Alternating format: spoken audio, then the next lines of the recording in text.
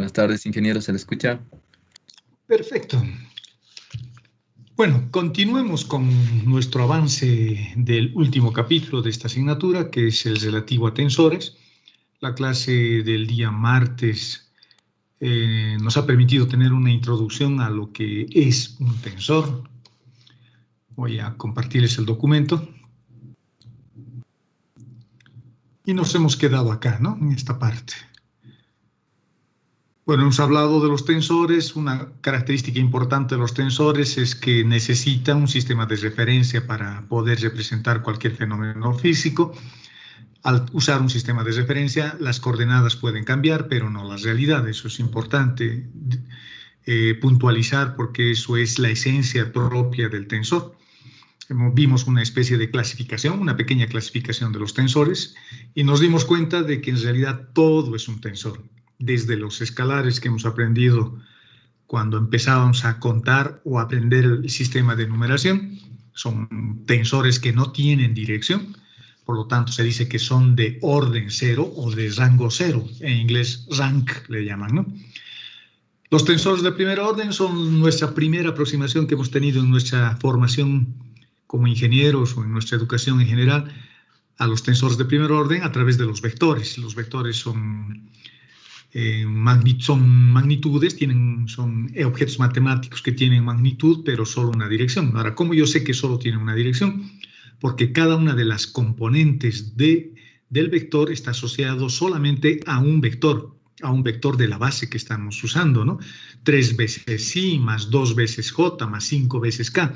Ese 3, ese 2 y ese 5 están asociados a un vector de la base que estamos usando como sistema de referencia.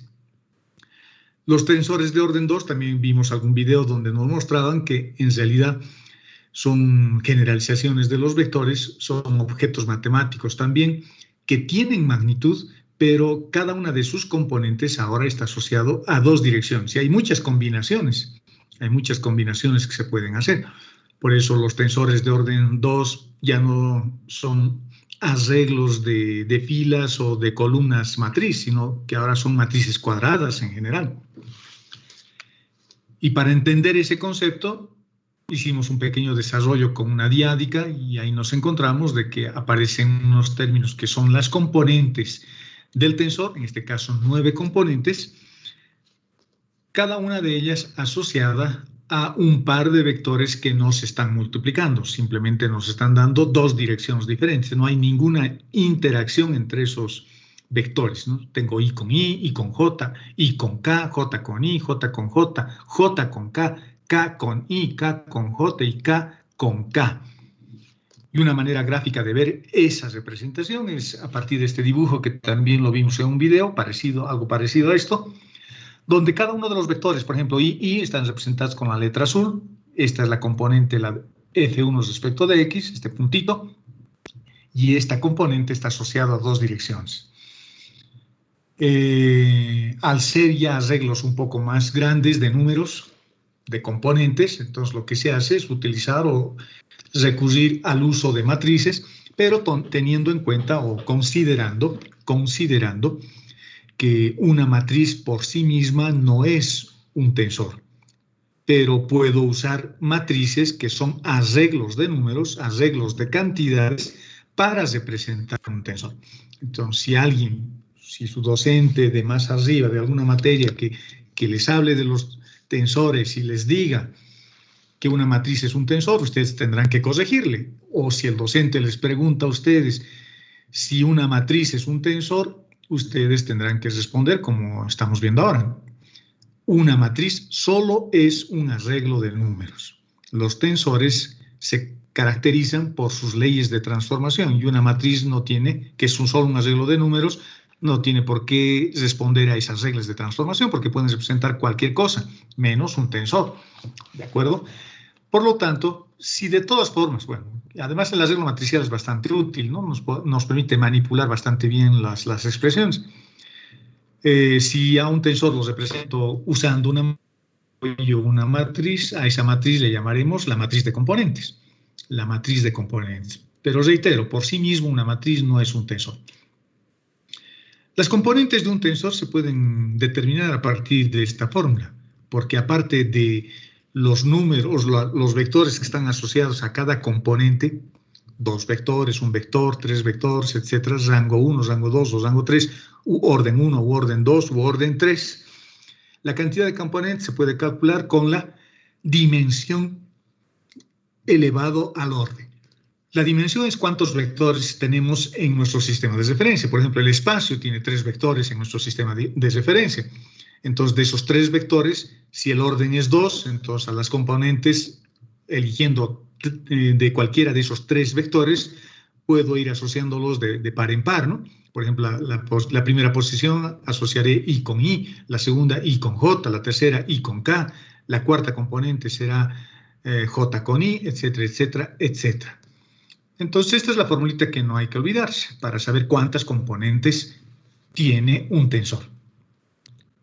Por ejemplo, si la dimensión es 2, es decir, si nuestro sistema de referencia solo tiene 2 vectores y estamos hablando de superficies en general, dimensión 2, y orden 1, entonces habrá simplemente 2 componentes. Eso será un vector de 2 componentes, X y Y, por ejemplo. El orden me está diciendo cuántos vectores estoy usando asociados a una componente. Aquí solo un vector, el 3 con el I y el 2 con el J. Eso me está diciendo. Este otro me está diciendo cuántos vectores estoy asociando a cada componente. Estoy asociando 2. Y como estoy en dimensión 2, voy a tener 4 componentes. Este es uno de los casos más grandes, digamos, ¿no?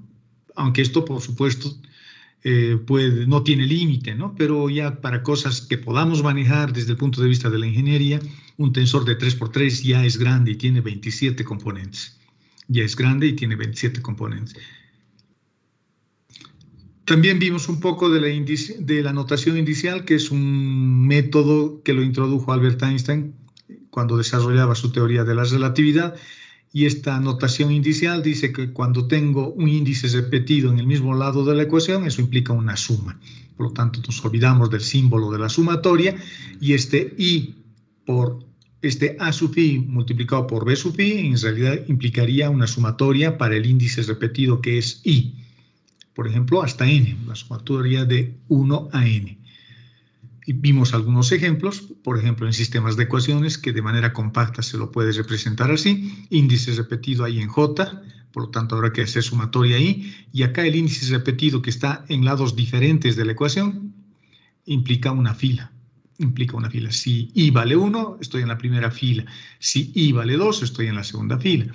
Si i vale 3, estoy en la tercera fila. Y para cada una de esas filas, cuando tenga, por ejemplo, 1, J, X, J igual a B sub 1, en este índice repetido que no necesariamente tiene que estar en la misma letra, fíjense, J está en la letra A como subíndice y también está en la letra X como subíndice.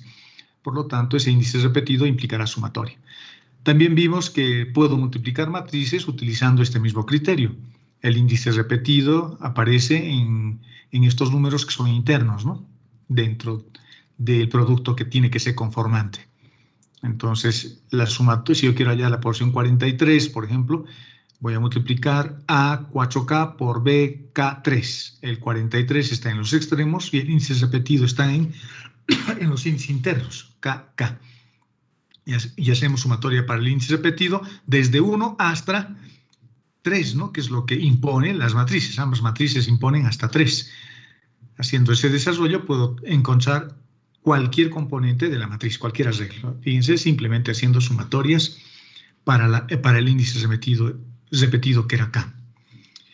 Vimos algunos tensores de interés. Por ejemplo, el primero que vimos es el tensor delta de Kronecker, que se puede expresar de distintas formas, como un tensor totalmente covariante, porque estos son los índices de un tensor covariante. Puedo tener un tensor mixto o puedo tener un tensor totalmente contravariante, es decir, que cada una de las componentes del tensor, si estamos trabajando en el espacio, voy a tener la dimensión 3 y cada componente asociado a 2 vectores, por lo tanto su orden va a ser 2. 3 elevado al cuadrado es 9, tengo 9 componentes. Y este tensor se define de esta forma, ¿no? Vale 1 si los índices son iguales y vale 0 si los índices son diferentes. Vimos algunas propiedades, por ejemplo, esta propiedad que es de simetría. Cuando intercambio filas por columnas sale la misma matriz. Hay una propiedad de simetría en este tensor.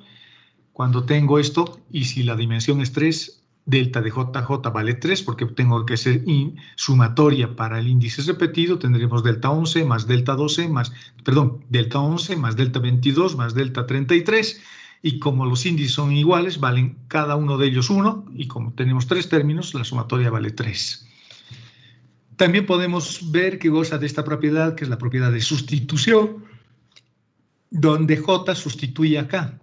Es como si K se cancelara con este otro K que tengo y J ocupa el lugar de uno de ellos, de este K. Por lo tanto, esa propiedad de sustitución es bastante útil también y es una propiedad que goza este operador de sustitución. Otra forma de definir también es utilizando esta expresión, ¿no? Un tensor mixto con derivadas parciales. Si tengo la derivada de x1 respecto de x1, eso es como derivar x respecto de x, eso vale 1, pero si derivo x respecto de y vale 0, porque x no depende de y, ¿no? Ni x depende de z, etcétera, etcétera. Vimos un desarrollo de las propiedades de sustitución. Cuando expandimos este término, tengo que hacer sumatorias respecto de y, pero j es un término libre, implica una fila diferente. Si j vale 1, tenemos esta expresión y hacemos sumatoria para el índice repetido que sí.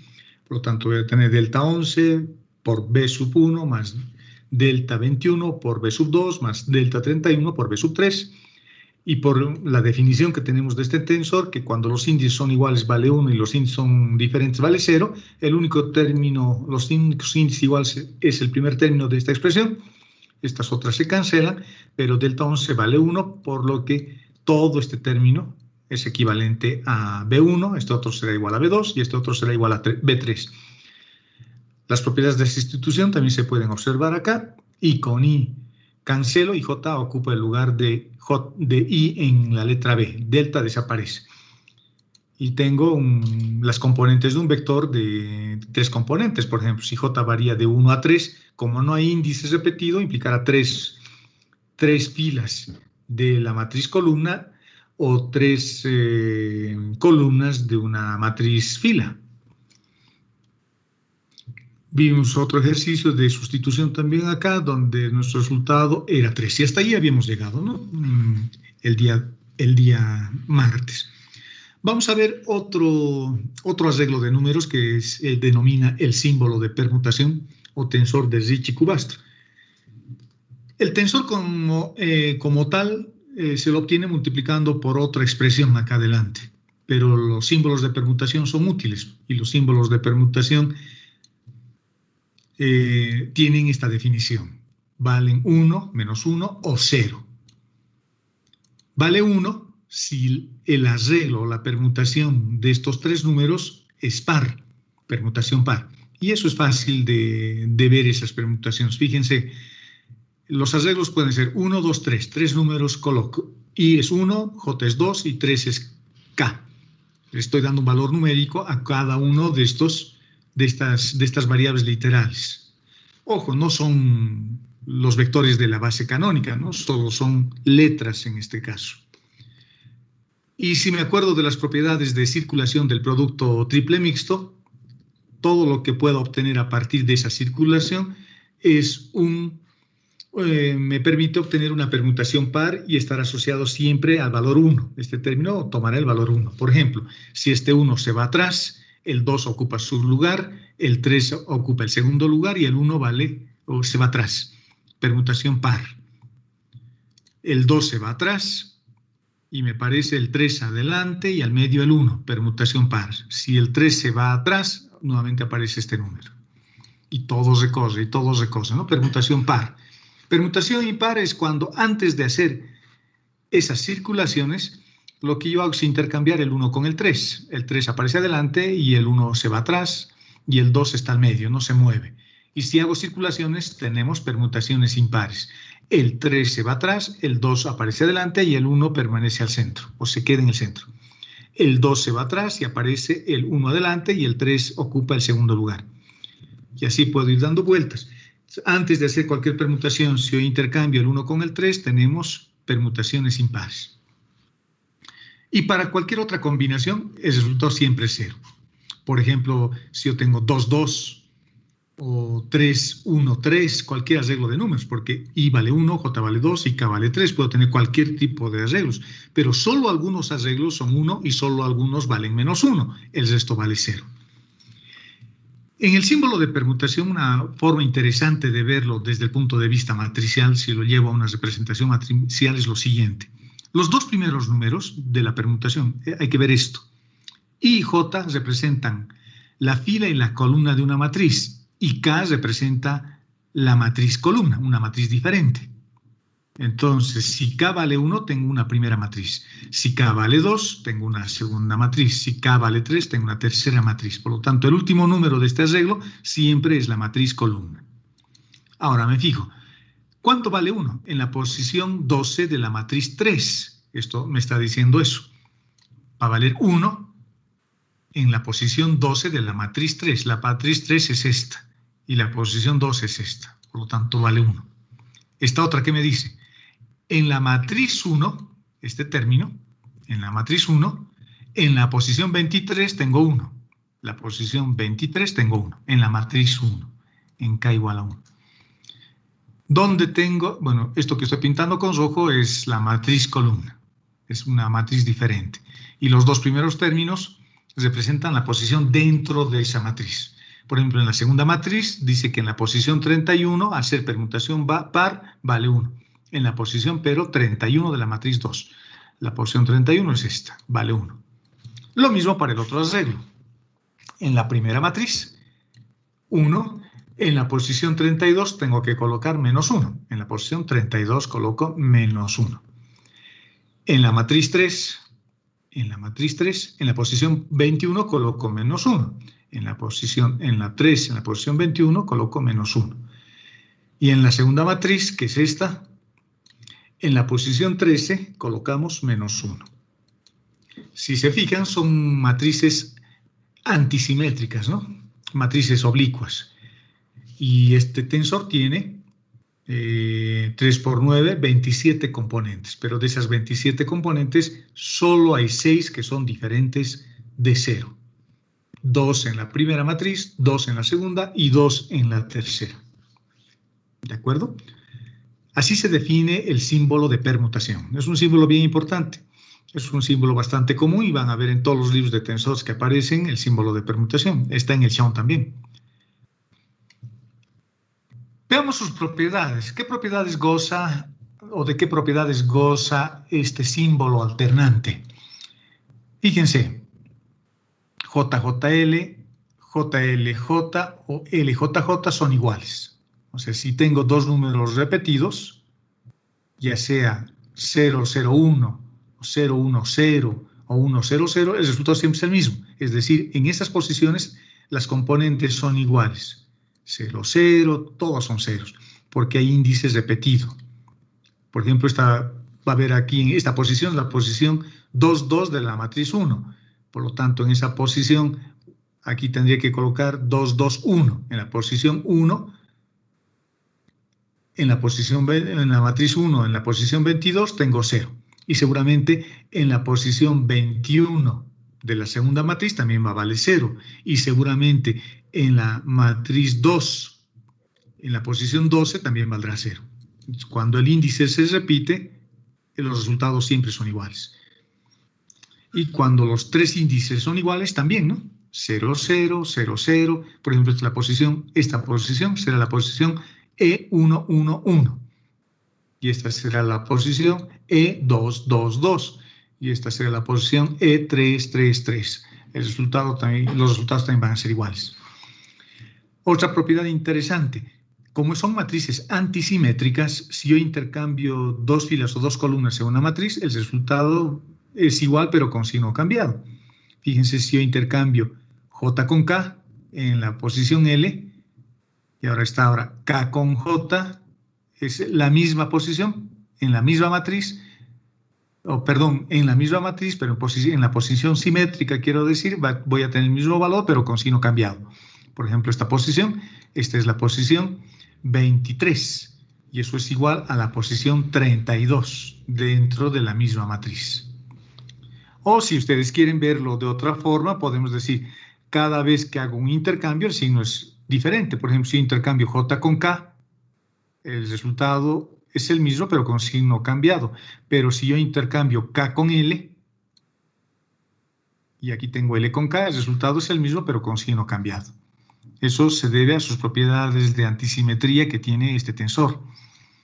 Otra cosa interesante es que puedo hacer circulaciones. Fíjense, J se va atrás y aparece K y L. KLJ. K se va atrás y tenemos LJK. Eso es lo que hemos hecho cuando encontrábamos las permutaciones pares o las permutaciones impares. Por lo tanto, esa propiedad que lo hemos visto acá, cuando definíamos eso, lo estamos poniendo ya como una propiedad. Esta propiedad es bien interesante, esta segunda, porque vincula al símbolo de permutación con el delta de Kronecker. Y si nos fijamos, si somos observadores, fíjense lo que tenemos. Tengo que este producto va a ser igual a esta suma. Bueno, una diferencia en realidad. ¿De quiénes con quiénes? Hay que tener cuidado con los símbolos. J con M multiplicado por K por N. J por M y K por N. Menos J por N por delta KM. Hay que fijarse, los índices, tener cuidado, acordarse de eso, ¿no? El símbolo de permutación también puedo desarrollarlo o definirlo utilizando el tensor delta de Kronecker. Primera fila, segunda fila, tercera fila. Fíjense, todos tienen 1, 1, 1, 2, 2, 2, 3, 3, 3.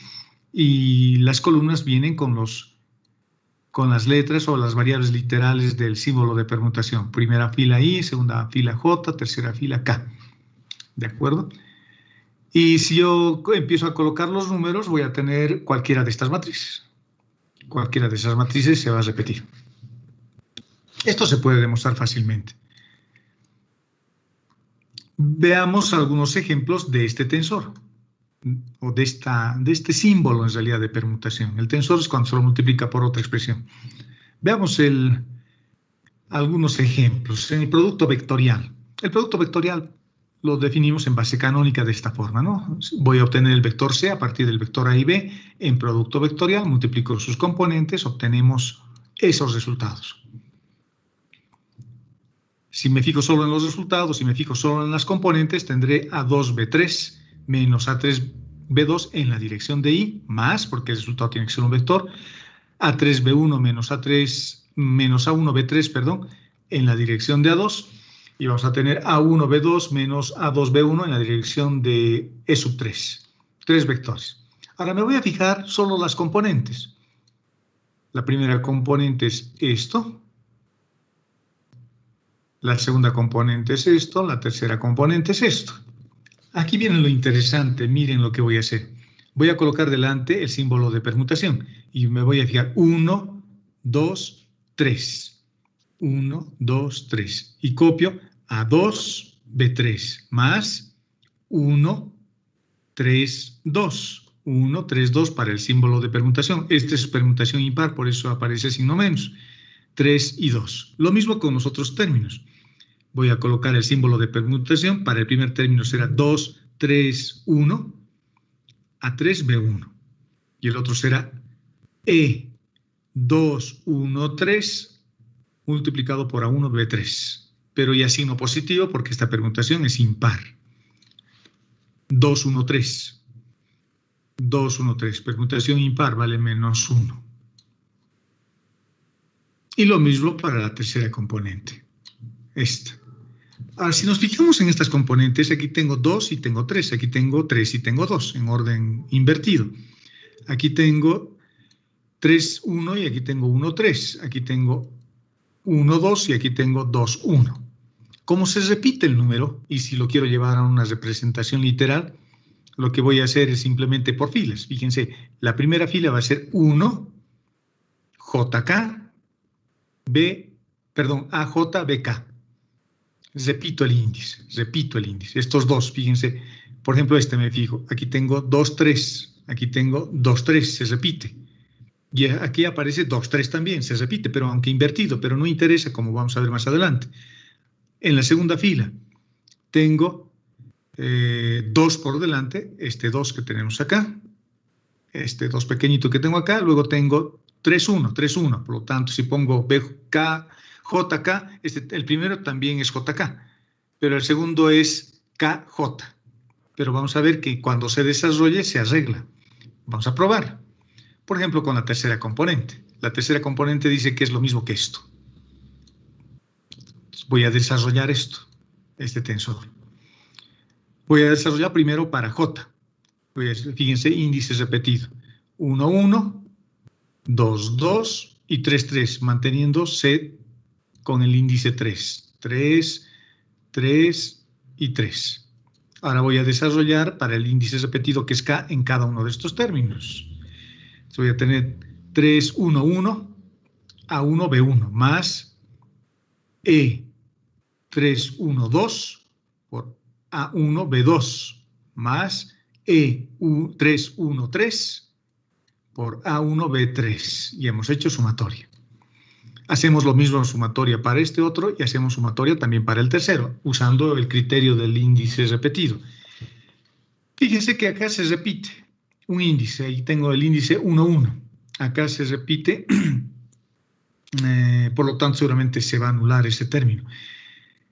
Este término 3, 1, 2 es el que viene a continuación, bueno, este también viene a continuación por el desarrollo, y si nos fijamos, solo algunos términos van a aparecer. Por ejemplo, va a aparecer este, se va a mantener ese.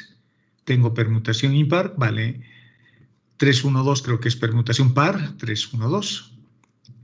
3, 1, 2 es permutación par, aparece ese término, por lo tanto es positivo, A1 por B2.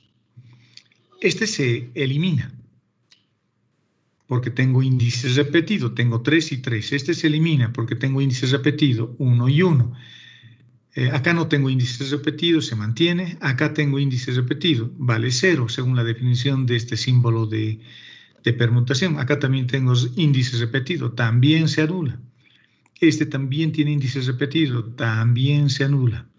Este también tiene índices repetidos y este también, peor. Los únicos que me quedan son este y este.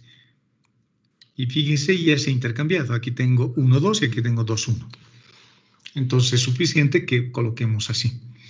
Por lo tanto, el producto vectorial, usando los símbolos de permutación, podemos representar así. Voy a prestarme todo esto. Acá está abajo. Ya como resultado, digamos, este puede ser I. Y todo esto lo vamos a borrar. Hasta ahí. Y esto lo voy a poner como I. Y este es el producto vectorial usando el símbolo de permutación. Qué interesante, ¿no? Este es el producto vectorial. Fíjense, pero que hay muchos términos que se expanden, pero solo algunos se quedan, porque muchos se cancelan. Solo se queda este y este. Por ejemplo, para la tercera componente. El resto se anula, ¿no? Este se va a anular y este otro también se va a anular. Se anulan esos dos. Y este es el producto vectorial utilizando el símbolo de permutación. Qué interesante, es el producto vectorial. Ustedes a partir de ahora podrían hacer esto, ¿no? Voy a ver, permutación par, permutación impar. El resto vale, ya saben que vale 0. Pongo entonces permutación par. 1, 2, 3. Entonces esto será 1, 2 y el otro será lo mismo, pero intercambiado. Estos dos, ya tengo una fórmula para acordarme en vez de hacer todo este producto, digamos. Y esta es una forma, una notación tensorial del producto vectorial. Ese símbolo es interesante, ¿no? Es interesante. Perdón, jóvenes. ¿Sí, hola? ¿Qué dices, Romy? ¿Cómo ha estado?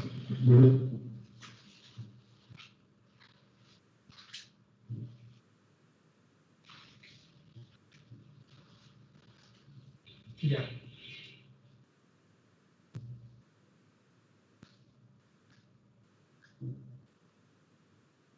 ¿En qué materia? ¿En qué materia? No es mi especialidad, pero no creo que pueda ser muy útil, pero si quiere le ayudo, digamos. Yo soy docente de curso básico, ¿no?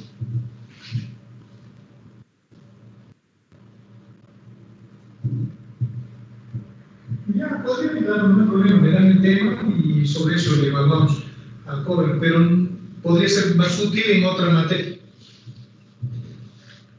Sí, por eso mismo le decía. Yo creo que deberían haber designado un docente que dé la materia o que tenga más afinidad con la materia, ¿no?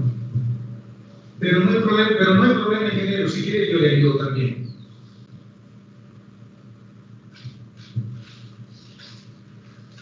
Ok, no hay problema. ¿De qué?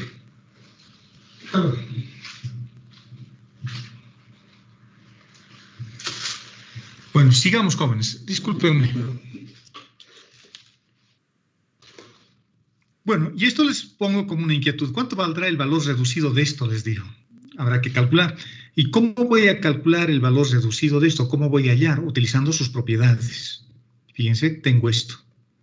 Esa propiedad puedo usar porque aquí tengo un producto entre dos símbolos alternantes y fijándome cómo se desarrolla o cómo es el desarrollo de los índices, yo puedo ver cuánto saldrá el valor reducido de eso, ¿no? Puedo calcular. Se los dejo como inquietud para que ustedes puedan practicar.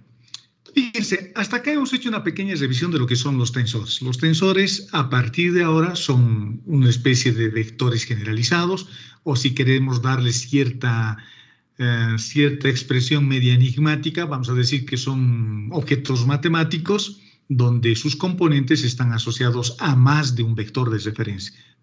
Cada componente estará asociado ya no solo a un vector, sino a dos o a tres. Y eso es lo que define el rango o el orden del tensor. Eso es un tensor. O sea, ya tenemos una buena idea de lo que es un tensor. En realidad son arreglos de números donde cada una de las componentes, donde cada una de esos números están asociados ya no solo a un vector, sino a dos o a tres, como hemos visto. Por ejemplo, en este caso que estaba asociado, ¿dónde está? Cada una de las componentes estaba asociada a dos vectores. Esta componente está asociada a 2, esta segunda también está asociada a 2, y cada una de esas direcciones representa una dirección para un fenómeno físico diferente o geométrico diferente. Eso es un tensor, es una herramienta matemática bastante, es una forma simétrica y elegante de ver, ¿no? O representar fenómenos físicos. Ahora, vamos a ver la parte más importante de los tensores. ¿A qué se refiere eso? Se refiere a que vamos a ver las transformaciones de los tensores. Un tensor se define básicamente por su transformación. Los tensores los reconocemos si son asimilados por sus transformaciones, que son las que vamos a ver ahora. O sea, un tensor se define básicamente por sus leyes de transformación. Si yo quiero saber si un arreglo de números es un tensor, tengo que ver cómo se está transformando. Y cuando digo transformando, lo que estoy diciendo es cómo cambia o cuáles son sus leyes cuando cambia de una base a otra. Cuando cambia de una base a otra. Y ya las bases las conocemos. Son bases contravariantes y bases covariantes. Son las dos bases que vamos a manejar y que se manejan en el análisis tensorial. Las bases contravariantes y las bases covariantes. Es decir, que los vectores, esos vectores que teníamos acá arriba, esos vectores que tenemos aquí en nuestro dibujo, estos vectores, y JK o en general U, V y W, para variables U, V y W en general, aquí sus variables son X y Z, esta es una representación de un tensor cartesiano rectangular. La base es la base canónica, pero puedo tener una base contravariante también, ya no ser I, sino E sub 1 o E sub 2. ¿De acuerdo? Entonces, esos vectores pueden ser contravariantes o pueden ser covariantes. Entonces, vamos a partir de ahora solamente ver esos dos tipos de bases, contravariantes y covariantes. Y vamos a ver cuáles son las leyes de transformación que rigen esas transformaciones. Esas transformaciones, para empezar, tienen que ser admisibles, es decir, que se deben permitir esas transformaciones a partir de ciertas propiedades que tienen que cumplir. Veamos dos conjuntos de variables. Estas son las variables, son las coordenadas de dos bases diferentes. Por ejemplo, esta podría ser X, Y y Z, y estas otras podrían ser el radio, el ángulo de elevación y el ángulo de azimut, o podría ser el radio, θ y Z, o cualquier otro conjunto de variables U, V y W. Normalmente vamos a utilizar identificativos numéricos en los índices. Estos no son exponentes, no es 2 elevado al cuadrado y 2 elevado al cubo. Este 1, este 2 y este 3 solo son índices, son superíndices en el caso de las transformaciones contravariantes y subíndices en el caso de las transformaciones covariantes. Eso tenemos que saber bien, tenemos que darnos cuenta cuándo es contravariante y cuándo es covariante, porque si no me doy cuenta de eso, no voy a poder hacer absolutamente nada. Por lo tanto, tenemos dos conjuntos de variables que pertenecen a sistemas de referencia diferentes. Pero vamos a pensar de que están vinculadas entre ellas. Y estas son las famosas ecuaciones de transformación. Por ejemplo, X igual al radio seno de θ coseno de φ. Eso quiere decir, ¿no? Son funciones de las otras variables. Para que la transformación sea admisible, veamos qué reglas se deberían cumplir. Cuando tengo un conjunto de variables que están relacionadas entre sí y quiero hacer transformaciones, tengo que ver cuáles son sus condiciones de admisibilidad. Voy a ver si son admisibles o no esas transformaciones. La primera condición. Las variables deben admitir derivadas continuas hasta un cierto número de veces. Es decir, si yo derivo E super 1 con la línea encima respecto de E sub 1, respecto de E super 2 o respecto de U super 3, si yo quiero derivar, debo poder derivar varias veces, al menos un cierto número de veces. No se especifica cuántas veces, pero tiene que ser al menos una vez. Al menos una vez. O sea, no pueden ser constantes, en otras palabras. No puedo encontrar la derivada de esta variable respecto de esta otra y que me dé cero. No pueden ser funciones constantes, tienen que ser funciones al menos lineales para que yo pueda derivarlas al menos una vez. Y la otra, la transformación tiene que ser reversible. ¿Qué quiere decir eso? Que si yo estoy yendo del espacio U super 1, U super 2, U super 3 al espacio U super 1, U super 2, U super 3 sin la línea, yo debería poder ir también en sentido contrario. Yo debería ir de este sistema de referencia o de este sistema de referencia a este otro sistema de referencia o de este otro sistema de referencia volver al primero. Eso quiere decir reversibilidad. O sea, yo puedo ir de las coordenadas cartesianas rectangulares al sistema polar o del sistema polar al sistema cartesiano rectangular. Tiene que ser reversible. ¿Y cuándo se cumple esa condición de reversibilidad? Cuando su jacobiano de transformación es diferente de cero. Esa es la condición de reversibilidad. Cuando el jacobiano de transformación que conocemos, para transformar ese factor de escala, cuando nosotros cambiamos de un espacio vectorial a otro, o en otras palabras, cuando su métrica es diferente de cero. Cuando su métrica es diferente de cero. Entonces, porque si el determinante, si el jacobiano se hace cero, entonces esa transformación no es admisible, no existe esa transformación. Tiene que ser diferente de cero. Incluso puede ser negativo. Si el jacobiano es negativo, querrá decir que estamos en un sistema de giro izquierdo. ¿De acuerdo?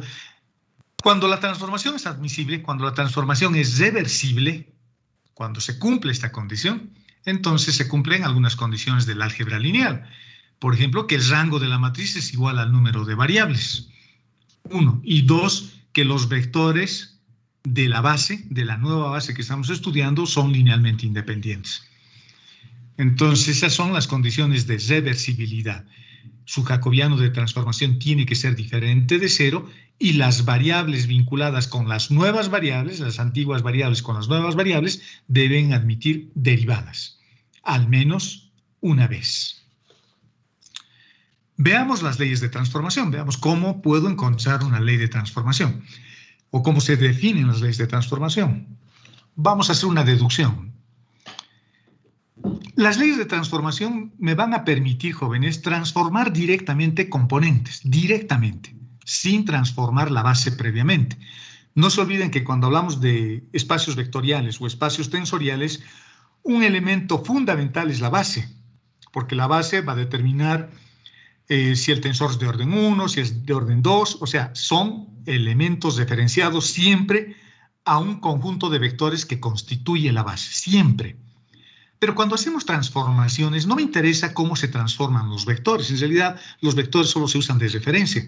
Los vectores no me interesan su transformación. A mí me interesa cómo se transforma una componente de un sistema de referencia en otro componente en otro sistema de referencia. Lo más importante son las componentes. Por lo tanto, las leyes de transformación estudian justo eso, la transformación entre componentes directamente. Y lo que vamos a hacer es desarrollar unas leyes de transformación que son admisibles, es decir, que permiten la reversibilidad y que relacionan a variables entre ellas y que sean derivables al menos una vez. Vamos a usar dos sistemas de referencia. Un sistema de referencia que tiene una línea encima y otro sistema de referencia que tiene una línea que no tiene la línea encima. El sistema de referencia U y el sistema de referencia U con línea. Cuando pongo I y pongo J simplemente entre paréntesis, me estoy refiriendo a esto en realidad. Esa es la forma, lo que teníamos más adelante, es la forma resumida de esto. Eso es lo que quiero representar en esta ecuación. Es lo mismo. ¿De acuerdo? Cuando I vale 1, tengo la primera fila. Cuando I vale 2, la segunda fila. Y cuando I vale 3, la tercera fila. Y J también varía de 1 a 3, pero no se están sumando. Por lo tanto, tendré J1 que valga 1, que J valga 2 y que J valga 3. Por lo tanto, esta es la forma resumida de esto. De eso.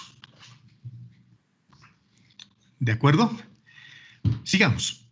Además, cada uno de estos sistemas de referencia, el sistema de referencia U con línea y el sistema de referencia U sin línea, están relacionadas con las variables cartesianas a través de sus propias ecuaciones de transformación. Por ejemplo, podría decir que X es igual a radio coseno de tita y es igual a radio seno de tita y Z es igual a Z. Y X para el otro sistema de referencia podría ser que es igual al radio de la esfera por el seno de tita por el coseno de phi. Lo mismo para Y y lo mismo para Z. ¿De acuerdo? Estoy hablando de dos sistemas de referencia, cilíndrico, digamos, y esférico en el otro caso. Y ambos están relacionados con las variables cartesianas a través de sus propias ecuaciones de transformación. Fíjense lo que vamos a hacer. Vamos a hacer un poquito de análisis matemático. Vamos a hallar un pequeño desplazamiento diferencial, es decir, su diferencial total. En otras palabras, voy a hallar el diferencial total del vector de posición en ambos sistemas de referencia.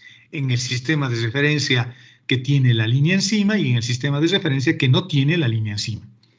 Entonces será la derivada del vector respecto de U1 por el diferencial de 1 más la derivada del vector de posición respecto de U2 por el diferencial de U2 más la derivada del vector de posición de este vector de posición respecto de la variable U3 por el diferencial de U3. Estos elementos no se dejen engañar, ¿no? Ese o este es un arreglo de vectores. Porque cuando yo encuentro, por ejemplo, la derivada de X respecto de 1, tendré que decir X respecto de 1 en la dirección de Y, más Y respecto, o esta posición en la segunda componente, respecto de 1 en la dirección de J, más, etcétera, etcétera. Es decir, los vectores de la base natural. Estos son los vectores de la base natural. Los vectores de la base contravariante. Y hacemos lo mismo con el otro vector de posición, que es el mismo vector de posición, pero referenciado en dos sistemas diferentes. Es el mismo fenómeno físico representado por este vector, pero expresado en dos sistemas de referencia, por lo tanto sus componentes van a ser diferentes. Y estos serán los vectores de la base natural, pero ahora en una base diferente. Tengo los dos vectores de las bases o los vectores, mejor dicho, de las bases contravariantes en los dos sistemas diferentes. Pero es el mismo vector. Por eso los estoy igualando. Entonces, estos términos verdes y amarillos que he puesto ahí son los vectores naturales. Así se llaman esos vectores, ¿no? Los vectores naturales. Son nuestros vectores naturales. ¿Cómo los he encontrado? Encontrando la derivada parcial de cada uno de los vectores respecto de de las variables que corresponden. Este, por ejemplo, tendrá E sub 1, bueno, de color naranja lo voy a pintar, este también lo voy a pintar de color naranja para identificar que estos son los vectores de la base natural. Son bases contravariantes, pero son dos bases diferentes porque estamos hablando de geometrías diferentes. Digamos, esta base asociada a una geometría esférica y esta, por ejemplo, asociada a una geometría cilíndrica. Pero es el mismo vector que lo estoy representando de dos formas diferentes. ¿De acuerdo? Pero también sabemos que ambos sistemas están relacionados entre sí. Aparte de estar relacionados con la base canónica o con las variables cartesianas, también están relacionadas directamente entre sí, las cilíndricas con las esféricas, por ejemplo. Por lo tanto, puedo hallar diferenciales totales también ahí. El diferencial total, cuando i vale 1 de la primera variable, será todo este desarrollo, ¿no? La derivada de 1 respecto de 1, la derivada de 1 respecto de u2, la derivada de 1 respecto de u3, por sus correspondientes formas diferenciales. Diferencial de 1, diferencial 2, diferencial 3. Luego encontramos el diferencial total de la segunda variable. La segunda variable es respecto de 1, la segunda variable respecto de u2, la segunda variable respecto de u3 por sus diferenciales. Y encontramos el elemento diferencial cuando i vale 3 para la tercera variable. La tercera variable es respecto de u1, la tercera variable respecto de u2, la tercera variable respecto de u3. Estos términos los voy a reemplazar. Fíjense, esto los voy a usar a este conjunto de ecuaciones para reemplazar u1, u2 y u3, los que tienen una línea encima. Los estoy reemplazando. Hemos hecho todo desarrollo y sigo manteniendo esta parte, ¿no? Sigo manteniendo esa parte, que es esta. Luego empiezo a agrupar términos. Yo digo, a ver, este tiene diferencial de 1. Este tiene diferencial de u1. Este tiene diferencial de u1. Y este también tiene diferencial de u1. Aquí tengo uno solo. En cambio, en el otro lado de la ecuación tengo 3. Por lo tanto, yo puedo deducir que u sub 1, que este término, uno de los vectores de la base natural de un sistema de referencia, el que no tiene la línea encima, va a ser una combinación lineal entonces de los otros. Esto por esto, más esto por esto, perdón, jóvenes, más esto por esto. Ya tengo. Qué interesante, porque ahora tengo una relación entre bases. Tengo una relación entre bases. Hago lo mismo para la base 2 y hacemos lo mismo para la base 3. Hemos encontrado una relación entre las bases de ambos sistemas de referencia. A mí me gusta hablar de geometrías, porque cada sistema de referencia está asociado a una geometría diferente, Una geometría esférica, por ejemplo, que tiene bases E1, E sub 1, E sub 2 y E sub 3, que son, no sé, los vectores en bases esférica, por ejemplo, si es que queremos darle esa forma geométrica. Ahora los tengo relacionados con los vectores de la base, no sé, cilíndrica, por decir algo. Estamos relacionando esas bases. Esa, esta y esta. Incluso lo puedo llevar a su forma matricial, ¿no? Y llevándolo a su forma matricial e invirtiendo la matriz, puedo encontrar o despejar más bien estos otros, los vectores verdes, podría despejar. Ahora, lo que vamos a hacer es tomar un vector cualquiera, un vector de orden 1, un tensor de orden 1, y lo vamos a expresar en estas dos bases diferentes, las bases rojas y las bases verdes, o la base roja y la base verde. La base roja es esta, la que no tiene la línea encima. Esa línea que he puesto encima en el otro sistema de referencia no es una flechita, es simplemente un identificativo para decir de que este E sub 1 que tiene la línea encima es diferente al E sub 1 que no tiene la línea.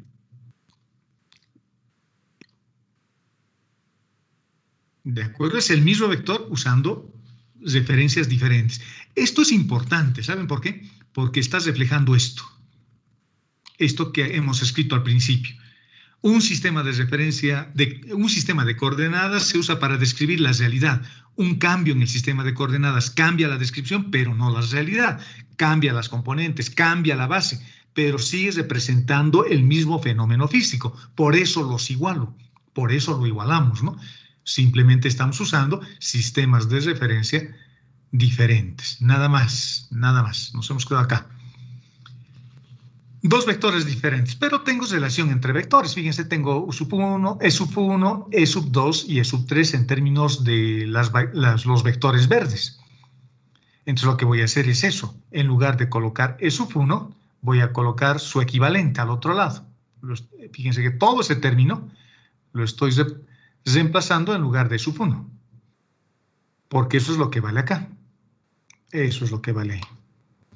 Eso vale E sub 1. E sub 2 va a ser lo mismo. Entonces, como tengo E sub 2 acá, todo eso lo voy a reemplazar por su equivalente. Y lo mismo para E sub 3. Lo estamos reemplazando con todo su expresión equivalente. Es decir, esto, la tercera. Y eso sigue siendo igual al otro vector expresado en la base que tiene la línea encima. Hacemos el mismo procedimiento de hace rato. Este tiene A sub 1, este tiene A sub 2 y este tiene A sub 3 en este lado de la ecuación. Y en el otro lado de la ecuación, este tiene E sub 1, este tiene E sub 1 y también este tiene E sub 1. Así que agrupo términos semejantes e igualo vectores. Y haciendo esa expresión nos queda estas ecuaciones. Y lo que estamos obteniendo es unas ecuaciones de transformación que me permiten, valga la redundancia, transformar las componentes en un sistema dado en términos de otro sistema de referencia. Si me fijo este término, solo voy a ver ese. Si vemos solo eso, me fijo que hay índices repetidos. 1, 1, 2, 2, 3, 3. ¿De acuerdo? 1, 1, 2, 2, 3, 3.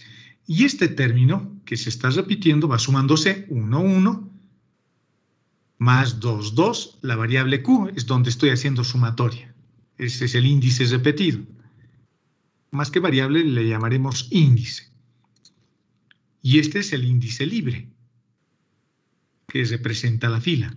Entonces tengo 1, 1, cuando Q vale 1, más 2, 2, cuando Q toma el valor de 2, más 3, 3, cuando Q toma el valor de 3, 3, 3.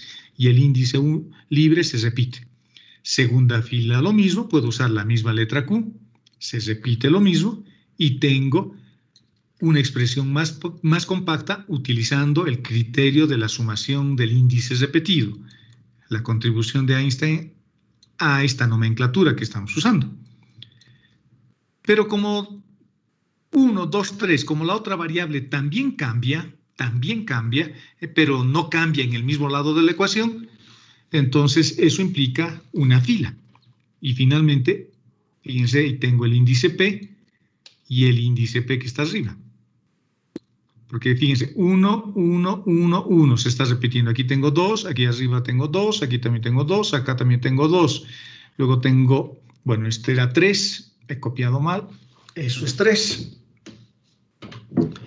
Y tenemos 3, 3, 3, 3, 3, 3. Entonces, cada uno de estos índices representa una fila y hago sumatorias simplemente para estos otros. Para esos que voy a marcarlos con azul. Hago índice repetido ahí y ya está. Y ya está, hemos deducido unas leyes de transformación que me vinculan directamente las componentes del vector en un sistema de referencia en términos del otro sistema de referencia. Es decir, que si yo quiero transformar un vector y quiero hallar sus componentes en un sistema que tiene una línea, lo puedo hacer a través de una combinación lineal de las componentes del otro sistema de referencia. Y acuérdense de esta fórmula de referencia porque es regla mnemotécnica. Como solo tengo un índice, quiere decir que solo hay una base asociada a cada componente. Eso quiere decir. Por lo tanto, necesita solo una ley de transformación para esa base, para la única base que estamos usando. Y por lo tanto, solo tenemos un término como ese. Este término que tienen acá, no se dejen engañar, no es una simple derivada. Esto es una matriz.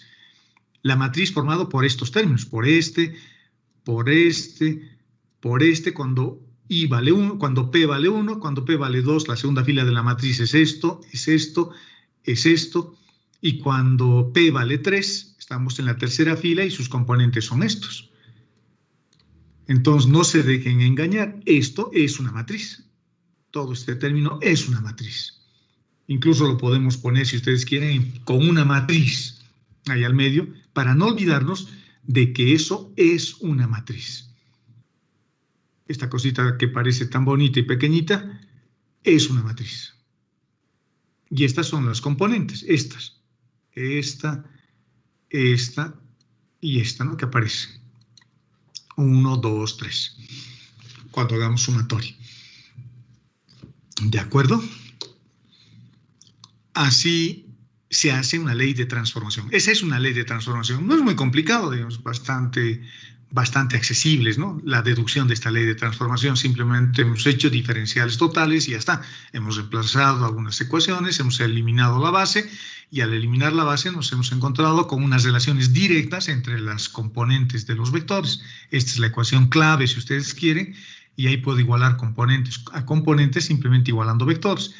E sub 1 tengo a un lado y E sub 1 tengo al otro lado, los que tienen la línea encima. O sea, agrupando los vectores y igualándolos podemos encontrar nuestras leyes de transformación. La primera ley de transformación. Entonces, estamos en condiciones ya de hacer una primera definición. Un conjunto de n cantidades. Las cantidades son las componentes del vector. Aquí estoy transformando solo un vector, no estoy transformando un tensor de orden 2. Aquí es un tensor de orden 1, un vector común y cociente. Un vector que tiene una o cada una de sus componentes asociadas solo a una dirección, nada más. 3 veces i, por ejemplo, más 5 veces j, más 9 veces k. Si tengo un vector numeral, si tengo un vector literal, x en la dirección de i, más y en la dirección de j, más z en la dirección de k, el vector de posición. X está asociado solo a un vector que es i, y solo a un vector que es j, y k y z solo a un vector que es k. Por lo tanto, necesitamos solo una ley de transformación en ese caso. Y cuando transformamos las componentes contravariantes, su ley de transformación es esta. No se olviden, algo que es importante, que creo que no les he hecho referencia. Ya les he comentado, pero lo voy a hacer ahora. Vean este vector que tengo ahí. ¿Este vector en qué base está expresada? Está expresada en base contravariante. Y por lo tanto, la ley que hemos deducido es la ley de transformación para un tensor contravariante. Las componentes son contravariantes. E sub 1, E sub 2 y E sub 3. Y este también es E sub 1, y este también es E sub 2. Y este también es sub 3, pero pertenecen a una geometría diferente, esféricas, digamos, y cilíndricas en otro caso. Pero acá quiero alertar su atención de esta forma. Las componentes se representan con con superíndices cuando la componente es contravariante, pero su vector utiliza subíndice. Cuando el vector es contravariante, no es A sub 1 por E sub 1. Si hacen eso, está mal. Está mal. La convención, el lenguaje que se utiliza es así. Si la base es natural, si la base utiliza subíndices, las componentes utilizan superíndices. ¿De acuerdo? Esta es una componente contravariante. Esta es una componente contravariante. Y esta es una componente contravariante. Y esta también es una componente contravariante. Y esta también es una componente contravariante, la segunda. Todas son componentes contravariantes, pero en geometrías diferentes. En geometrías diferentes que representan al mismo vector que está. Estoy usando dos sistemas de referencia contravariantes. Entonces, acuérdense de eso. Los vectores en una base contravariante se representan con subíndices y sus componentes con superíndices. Es al revés. Y eso es lo que me está definiendo esto, la primera definición que estamos haciendo, ¿no? Tengo n componentes contravariantes, o estas otras en realidad, definidas en una región XN. No se olviden que estas bases son bases locales, igual lo que estudiamos en coordenadas curvilíneas, son bases locales, están definidas para un punto cualquiera en el espacio. Si tengo un conjunto de cantidades A sub i, que es esta, este A sub i es esta, es el mismo, solo la letra ha cambiado, y se transforman, según esta ley, en otras componentes. Estas E sub i ahora se llaman perdón, estas A super I ahora se llaman A super P con la línea encima, y este A super I es este mismo, lo estoy transformando y obtengo esto. A estas componentes se las llama contravariantes, lo que ya sabíamos, de un vector A. Y las cantidades que se obtienen, las A super P, que se obtienen a partir de A super Q, se transforman por invarianza. Es decir, que es una transformación homogénea y con traslación del origen. Eso quiere decir invarianza. Los que son electrónicos, por ejemplo, van a hacer transformaciones por invarianza cuando hagan sistemas de control. ¿Qué quiere decir homogénea por transformación homogénea? Quiere decir que si al vector de entrada le multiplico por 5, al vector de salida también voy a tener un resultado multiplicado también por 5. Eso es una transformación homogénea. Eso está sucediendo. Entonces, la transformación respeta al vector, respeta la componente del vector. Y además con traslación del origen, es decir, no lo voy a transformar en el origen de coordenadas. Ese vector lo puedo obtener en cualquier punto del espacio y la transformación se va a seguir manteniendo de la misma manera. Eso significa transformación por invarianza. Es una transformación homogénea y con traslación del origen. ¿De acuerdo? No es una rotación simplemente, esto es una transformación. Las rotaciones ocurren alrededor del origen de coordenadas. Yo puedo rotar vectores ahí. Puedo rotar. Acá implica incluso una traslación respecto al origen. Es decir, lo definimos en otro punto. Definición 2. Un conjunto de n cantidades ahora a sub i definidas igual en una región para una variedad x sub n, eso se llama variedad en el léxico tensorial, que se transforma según esta ley. Ahora veamos la transformación. Y algo que quiero que vean y observen. Fíjense esto, para que nos acordemos de memoria. Este término, el índice P, está arriba. Por lo tanto, en las derivadas va arriba. Y coloco el índice mudo abajo. Y coloco con la línea también. Todo se traslada. Todo se traslada. Quiero transformar la componente A super P. Quiero obtener esa componente a partir de esta. Entonces, para acordarme de memoria esta ley de transformación, ¿cómo se hace? Como es superíndice, va arriba en esta derivada. Y el índice mudo va abajo. Acuérdense de eso. Eso es transformación por contravarianza. La transformación por covarianza. Ahora el índice está abajo. Por lo tanto, va en el denominador. Y el índice libre va arriba. Esta es una transformación por invarianza también, pero ahora transformando componentes covariantes. Entonces hay dos tipos de componentes, ya sabemos, ¿no? Las componentes covariantes y las componentes contravariantes. Enseguida les voy a mostrar un video que más o menos nos habla de eso, por qué se llama covariante y por qué se llama contravariante. Estas son las dos leyes que tengo que saber, no hay más. La ley por contravarianza y la ley por covarianza. Son transformaciones por invarianza, es decir, homogéneas y con traslación del origen. Y acuérdense de estas reglas que les estoy mostrando, resaltando lo que quiero expresar con colores diferentes, igualando colores. ¿De acuerdo? Estoy hallando estas cosas. Las componentes estamos hallando. Estas son componentes covariantes y estas son componentes contravariantes. Y las leyes de transformación son así.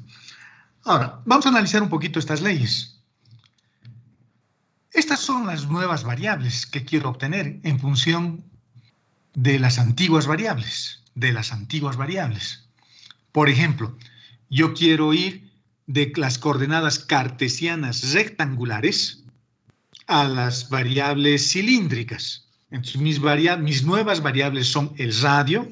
Cuando P vale 1, representará el radio. Cuando P vale 2, será el ángulo. Y cuando P valga 3, será Z. Estaré encontrando las componentes en esas direcciones, de esas variables.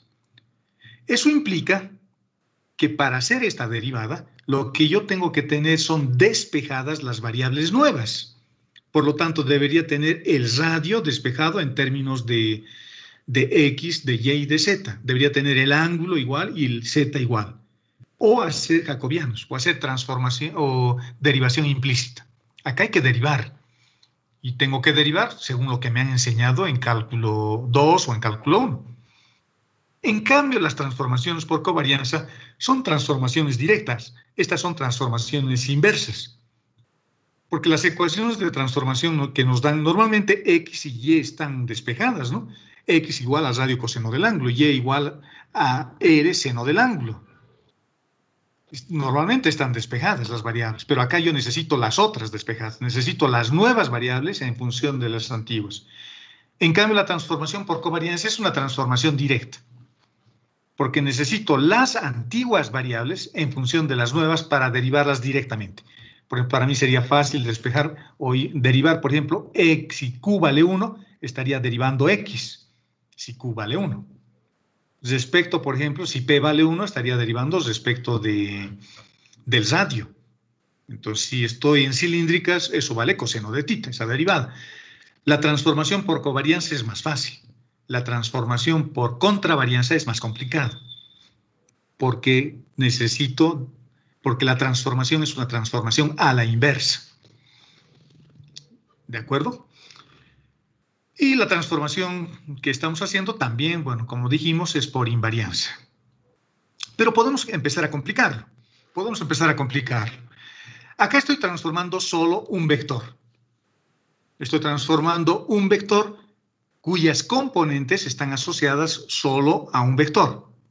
X por Y, por ejemplo. Entonces aquí estoy transformando Y y estoy obteniendo su componente. Pero ¿qué pasa si mi tensor es de segundo orden y totalmente contravariante?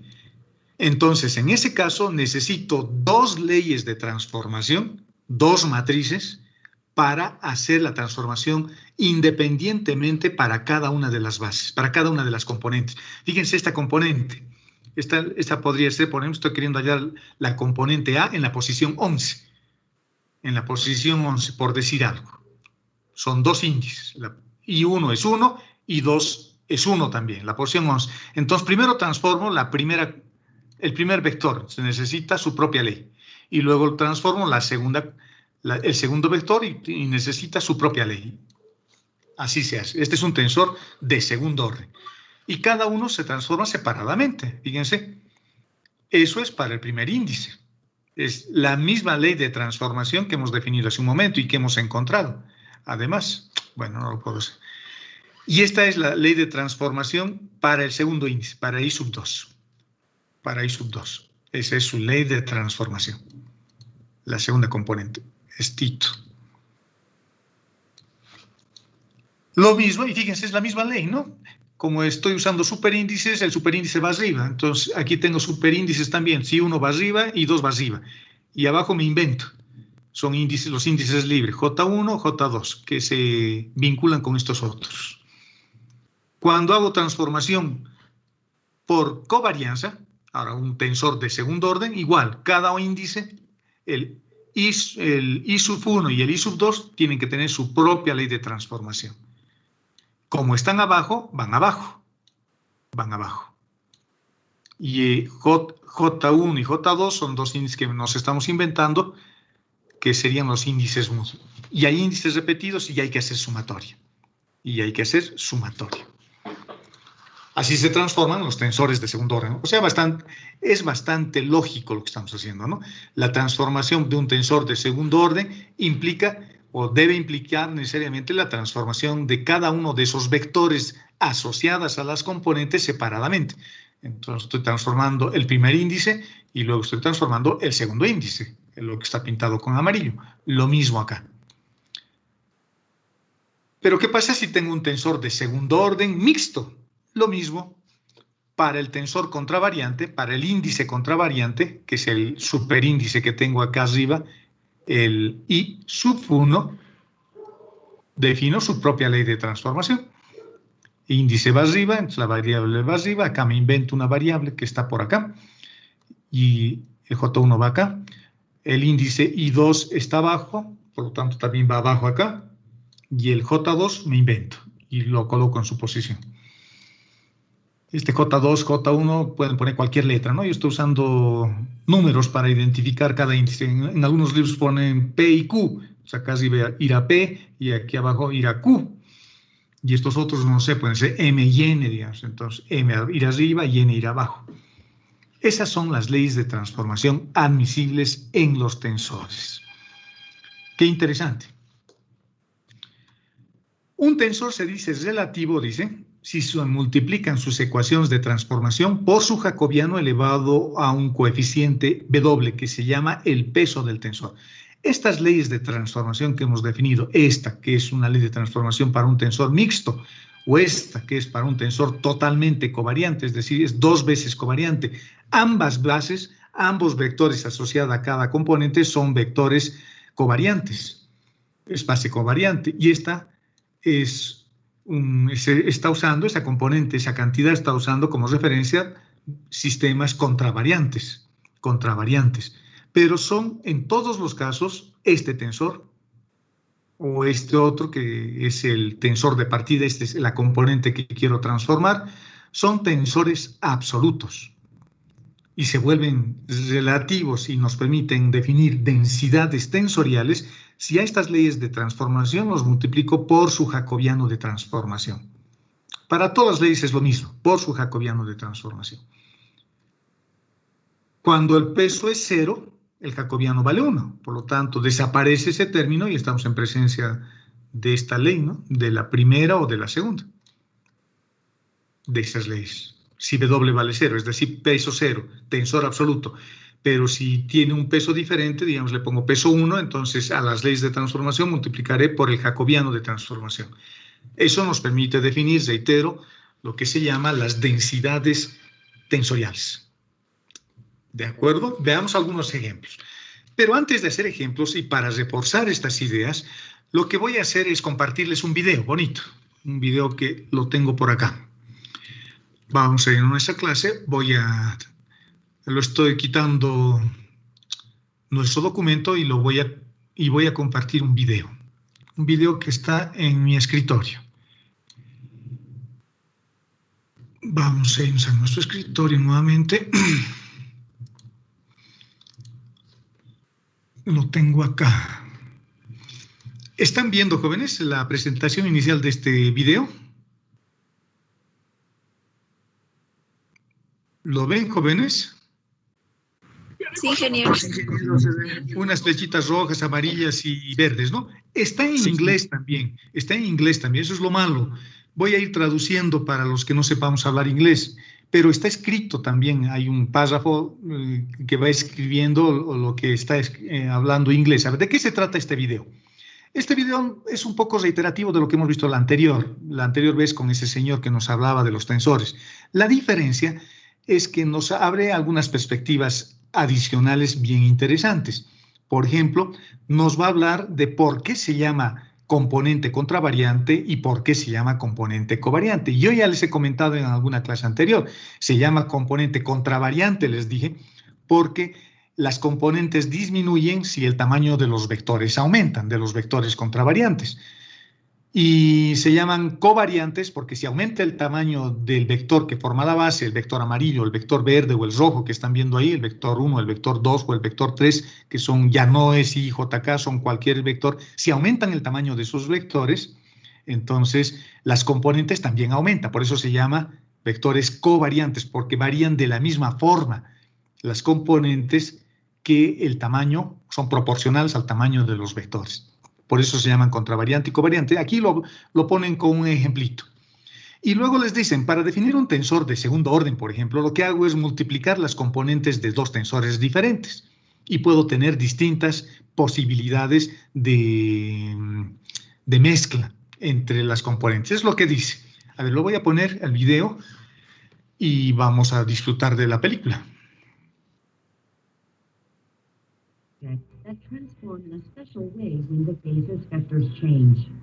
Ahí nos está diciendo que los tensores son objetos matemáticos, que es la definición oscura de los matemáticos para definir a los tensores, que dice tienen una forma especial de transformación de sus bases, cuando cambian las bases. Eso es lo importante de un tensor. Entonces aquí tengo un vector, un tensor de orden 1, que está referido a un sistema de referencia amarillo, verde y rojo, el vector 1, el vector 2, el vector 3. Ojo, acá es importante también resaltar un tema importante o un tema que hay que recordar. Estos vectores ya no son necesariamente unitarios. Los vectores E1, E2 y E3 no son vectores unitarios, tienen un tamaño diferente. Eso ya lo hemos visto cuando estudiamos coordenadas curvilíneas. ¿De acuerdo? Y no necesariamente tienen que ser perpendiculares también. Tampoco son perpendiculares, son bases muy generales. Son vectores que pueden ser oblicuos entre sí y son vectores que además tienen tamaños diferentes a la unidad. Entonces eso tenemos que tener en mente también cuando hablamos de los tensores. Understanding tensors is fundamental to understanding the curvature of space-time in Einstein's general relativity. Dice que los tensores han sido fundamentales para entender la teoría o el espacio-tiempo de la teoría de la relatividad. Fíjense, todo ha sido desarrollado con vectores o con tensores que son vectores más generalizados, ¿no? Fíjense, ahí tenemos el vector plomo, el vector amarillo, cuyas componentes son 5, 3 y 2. Esa es la forma usual de representar un vector. Esta es la forma contravariante de representar un vector. Es lo que nos va a explicar. Esto es un tensor de rango 1, es decir, de orden 1, y es un vector, lo que sabemos.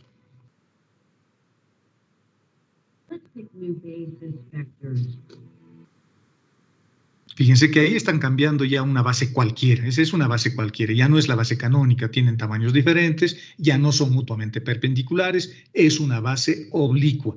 Si yo hago el producto triple mixto de esos tres vectores, voy a tener un volumen, pero oblicuo, ya no es un paralelepípedo recto. Nuevas bases. We typically describe a vector by how many of each of the basis vectors we have to add together to produce it. La misma forma de representar. Tengo el tamaño del vector y lo que estamos haciendo es usar cada uno de esos vectores como sistemas de referencia para saber cuántos necesito del vector amarillo, cuántos necesito del vector verde y cuántos necesito del vector rojo, que en este caso son 6, verde 2 y amarillo 4, para representar el vector. Esta es la forma contravariante, es la forma usual, es la forma que siempre manejamos.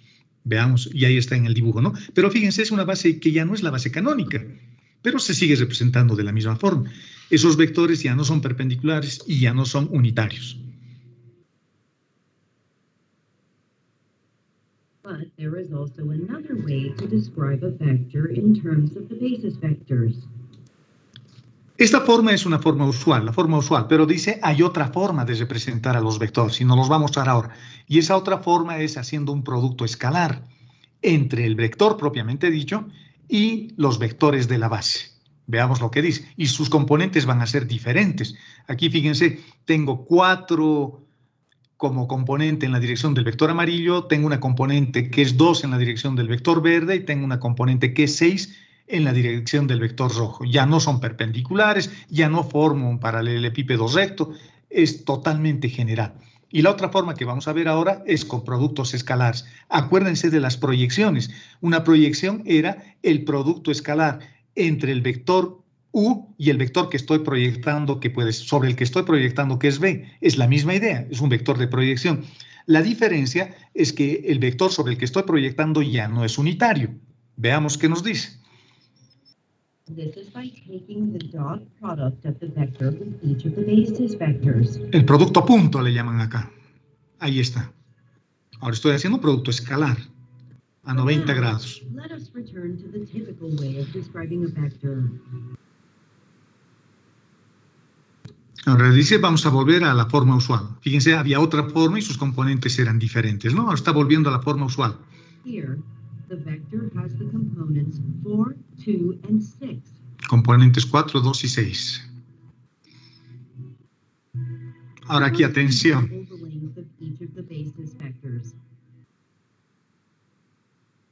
Están duplicando el tamaño de los vectores. Base. The components of this vector are now 2, 1, and 3. Fíjense lo que han hecho. Han aumentado el tamaño de los vectores de la base. Ya no era 1, ahora su vector digamos que es 2. pero como el vector U, el vector blanco, sigue siendo el mismo vector, para llegar hasta su extremo, las componentes han tenido que disminuir. Ya no tengo 4 en la dirección del vector amarillo, ahora solo tengo 2. Ya no tengo 2 en la dirección del vector verde, ahora solo tengo 1. Ya no tengo 6 en la dirección del vector rojo, ahora solo tengo 3. Han cambiado, han aumentado los vectores de la base de tamaño, pero han tenido que disminuir el tamaño de las componentes. Which means that the components have decreased. When we increased the lengths of the basis vectors, components of our vector decreased. Eso es exactamente lo que les he explicado. Dice, si aumenta el tamaño de los vectores de la base, porque no tienen por qué ser unitarios ahora, es cualquier tamaño, entonces las componentes del vector disminuyen. Es lo que dice en esta parte. If we decrease the lengths of the basis vectors, ahora van a disminuir. components of our vector increased. Se habrán disminuido el tamaño de los vectores y han vuelto al tamaño original, pero han incrementado. Contrary to one another, we refer to this by saying that these are the contravariant components of the vector. Y ahí está, se hace la luz, y ahora ya sé por qué se llama vector contravariante. Cuando lea el Xiaon y vea un vector contravariante, ya sé por qué se llama contravariante. Porque existe una variación contraria entre el tamaño de los vectores y el tamaño de las componentes del vector. Aumenta el tamaño de los vectores, disminuye el tamaño de las componentes del vector. Aumenta el tamaño de los vectores de la base y disminuye el tamaño de las componentes del vector. Y eso es lógico, ¿no? Cuanto más pequeñitos, más componentes voy a poder meter, más números, el número va a crecer. Por eso se llama base contravariante, porque hay una variación contraria entre el tamaño, reitero, de los vectores y el tamaño de las componentes del vector. Por eso se llama contravariante. Describing a vector in terms of the contravariant components is the way we usually describe a vector. Esa es la forma usual, dice. Por eso se llama a esta base la base natural. Es la primera base que hemos encontrado. ¿Cómo encontramos estos vectores? Derivando el vector de posición respecto de cada una de las variables. Nada más, ¿no? El vector de posición lo derivamos respecto de radio. Entonces, derivo x respecto de radio, derivo y respecto de radio, derivo z respecto de radio y ya tengo el vector e sub 1. Derivo ahora las tres variables x y z respecto de θ y ya tengo el segundo. Lo mismo para la tercera componente. Y esa es la forma usual de representar un vector. Y es la primera forma que hemos encontrado para las bases, para el estudio, para introducirnos en el estudio de espacios vectoriales más generales. La base natural. Esta es la base más usual, como dice el video. Suppose we instead describe the vector in terms of its dot product with each of the basis vectors. Ahora fíjense que vamos a representar las componentes del vector, pero ya no en función de las componentes que necesitábamos, tomando como referencia los vectores de la base. Estamos ahora utilizando un producto escalar. Y en este primer caso, en este primer dibujo que estamos viendo, el vector amarillo, el vector verde y el vector rojo son vectores unitarios. Por lo tanto, ¿cómo encuentro la componente? Fácil, con un producto escalar. Acuérdense de proyecciones de cálculo 2. En álgebra lineal también se ve lo mismo. Pero nos ponían una condición, ¿no? Nos decían que el vector sobre el que estoy proyectando debería ser unitario. Y eso ocurre en la base canónica, porque esos vectores son unitarios. Entonces, en la base canónica, mis vectores son contravariantes y covariantes al mismo tiempo. Acá los vectores son unitarios. Por eso la proyección es una proyección ortogonal. Está a 90 grados. ¿De acuerdo? Y fíjense, sus componentes la están obteniendo simplemente multiplicando. No sabemos el tamaño de cada uno de sus vectores, pero son, bueno, en este caso sí sabemos, son normalizados, pero para el vector que nos han dado, estas son sus componentes. Va desde acá hasta acá, es un poquito más grande que el vector amarillo, la componente verde es más grande que el vector verde y la componente roja es más grande que el vector rojo. Y sus valores numéricos son esos que han puesto ahí. Ahí estamos asumiendo de que los vectores son unitarios, pero no necesariamente tienen que ser unitarios, como vamos a ver a continuación. If the basis vectors are of length 1, then the result of these dot products will be these three lengths. Eso es exactamente lo que dice. Los vectores rojo, amarillo y verde son unitarios y el resultado de sus componentes son esos que tenemos ahí, esos segmentos más largos, el amarillo, el verde y el rojo, y son proyecciones ortogonales. If we double the length of a basis vector, then its associated dot product will also double. Ahora, fíjense lo que están haciendo. Están duplicando el tamaño de los vectores. Ya no es un vector unitario, pero siguen haciendo un producto escalar. Al hacer el producto escalar, el tamaño de las componentes también van a variar, porque es una operación homogénea, ¿no? Si yo duplico el tamaño del vector, el resultado del producto escalar también va a duplicarse.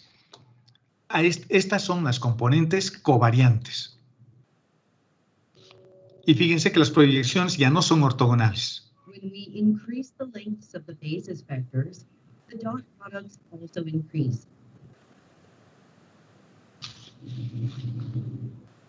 When we decrease the lengths of the basis vectors, the dot products also decrease. Because both quantities vary in the same way, we refer to this by saying that these are the covariant components.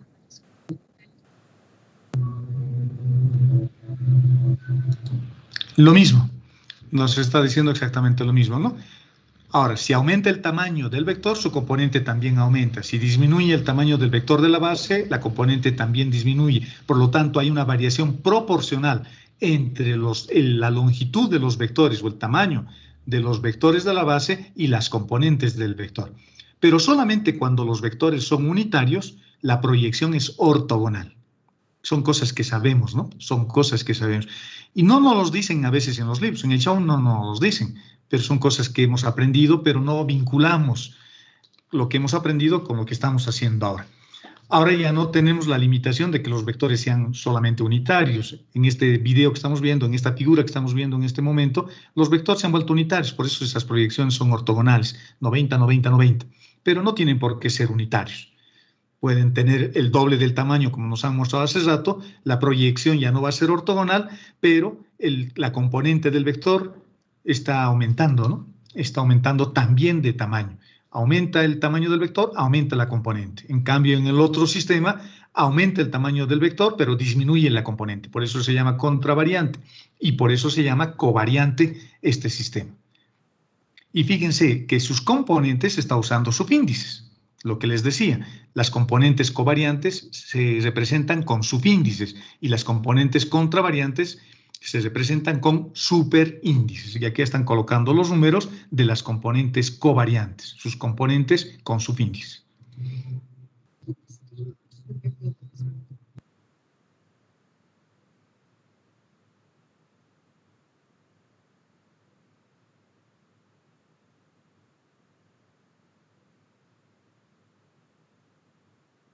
Lo que les acabo de decir, para las componentes covariantes usamos subíndices y para las componentes contravariantes utilizamos superíndices. Los índices no son exponentes, dice, ¿no? En ese párrafo, solo son índices.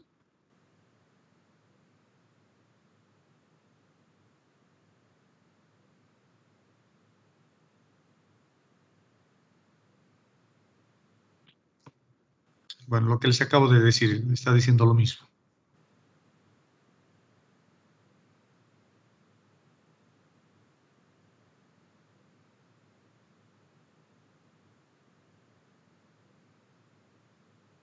Lo que está diciendo es, bueno, estamos usando la misma palabra B para representar el vector, pero como estamos usando bases diferentes, en un caso uso subíndices y en otro caso utilizo superíndices. Son dos formas de representar el vector, pero es el mismo vector. Fíjense, es el mismo vector blanco que tengo ahí, pero que lo estoy representando de dos formas diferentes.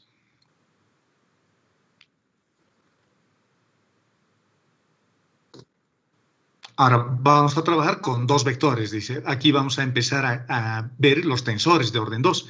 Y fíjense, ellos lo definen de una forma interesante, aunque no necesariamente es la única forma de generar tensores de segundo orden. Veamos lo que dice. Ahora vamos a usar dos vectores, dice. Y ya tenemos este, el blanco, y seguramente van a aumentar otro.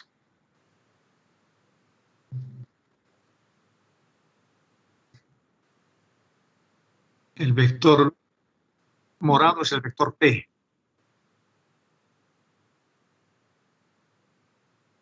Van a tener una base y van a mantener sus nombres, el vector P y el vector B, dos vectores.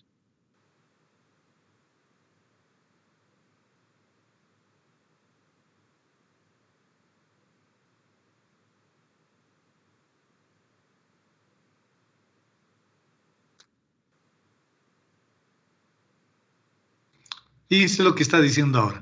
Teníamos dos vectores, el vector P y el vector B. B chica, B de vaca y P de Pedro. Y cada uno tenía, y además estamos usando componentes contravariantes, cada uno tenía su propia componente, ¿no? El vector, la componente B sub 1, la componente B sub 2, la componente B sub 3 del vector B, y la componente P sub 1 y la componente P sub 2 y la componente P sub 3 del vector P, P de Pedro, P de papá. Si multiplicamos sus componentes, dice, si multiplicamos las componentes así como está acá, la primera componente con la primera componente con la segunda, la primera componente con la tercera del vector P, la segunda componente con la primera componente del vector P y así sucesivamente, formamos un tensor de orden 2. Fíjense que esta forma de ver es válida también, aunque no la única.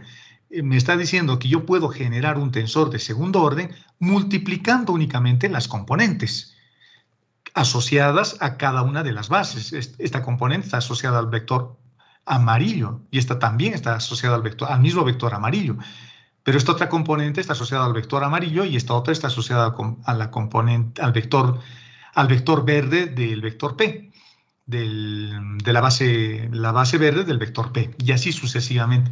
Una forma interesante de ver cómo se genera este vector. Nosotros hemos hecho esto con las diádicas. ¿Se acuerdan? Hemos hecho con las diádicas.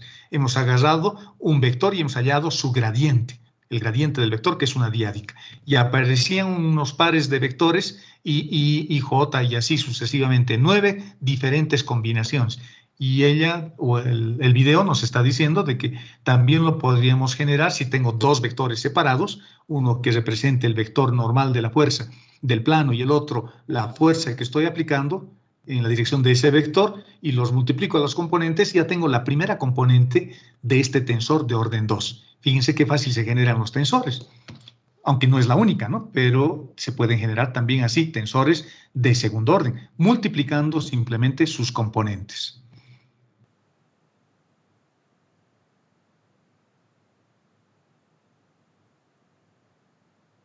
Así de fácil.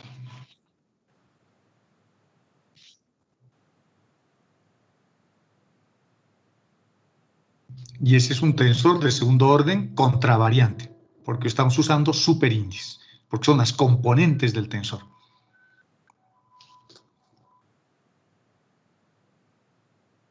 Esos dos vectores.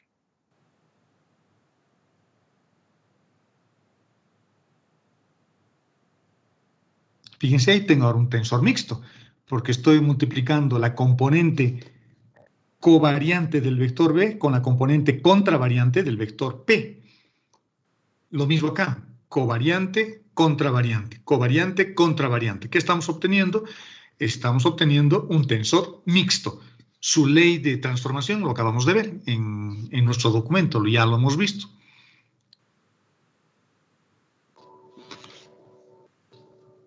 Este es un tensor mixto.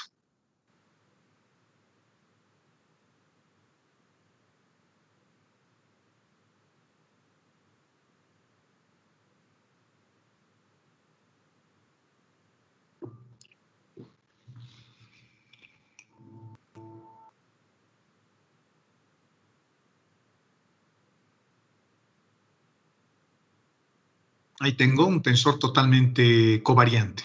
Componentes covariantes con componentes covariantes.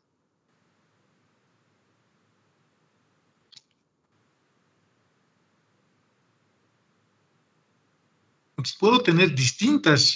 Fíjense que a partir de dos vectores y teniendo sus componentes contravariantes y sus componentes covariantes, puedo tener distintas combinaciones.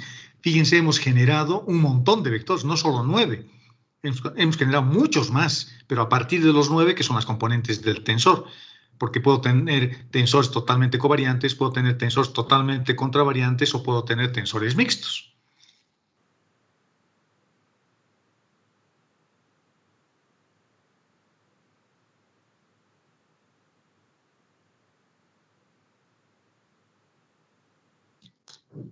Aquí nos dice que lo que hace un tensor es que cuando nosotros transformamos cada una de las componentes, las bases, las componentes cambian de la misma forma separadamente. Eso es un tensor.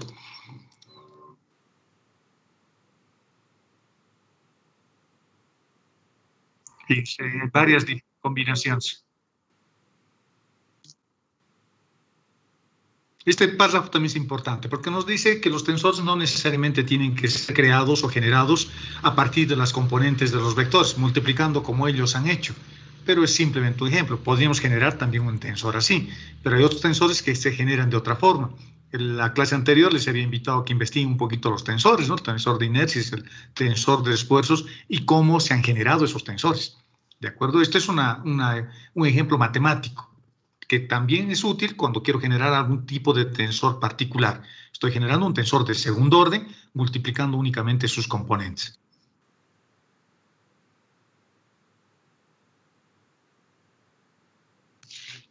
Un tensor de orden 1 es un vector, en base contravariante, miren, y una base ortogonal además.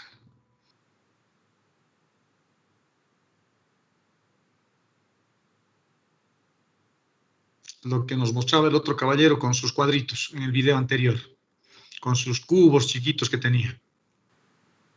Entonces, 5 en la dirección del vector amarillo, 2 en la dirección del vector verde, 6 en la dirección del vector rojo, y los representamos con letras, B1, B2 y B3.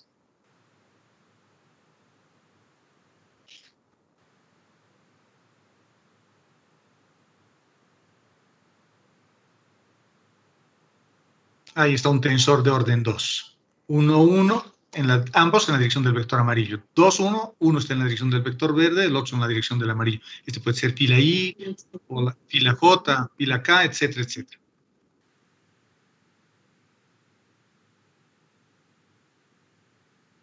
Bueno, ahora tengo un tensor de orden 3. Fíjense cómo los vectores se asocian a cada una de las componentes. Tengo 27 posibilidades, ¿no? 27 componentes. Y cada componente asociado a 3 vectores. Muchas formas, muchas combinaciones ya tengo ahí.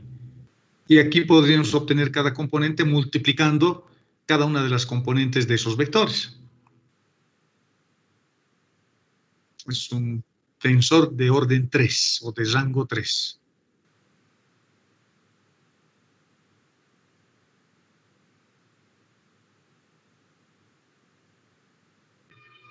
Esta es la base, pero a partir de esto yo puedo generar otros, ¿no?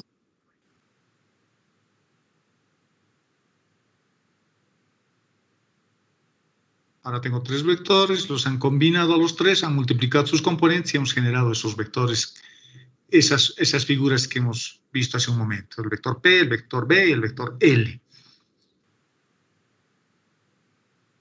Multiplicando sus componentes tenemos esas posibles combinaciones. Bueno, una parte.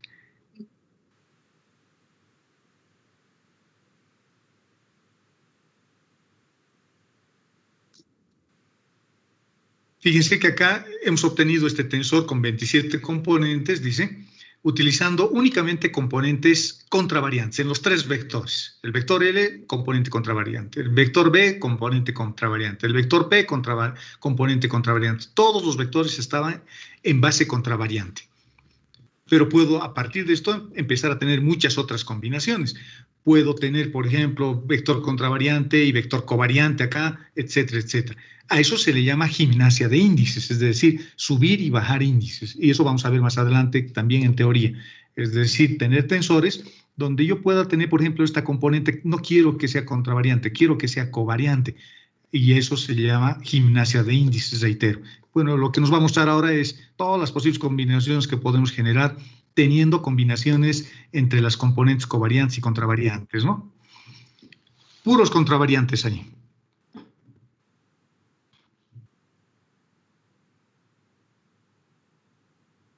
Son las 27 componentes de ese tensor.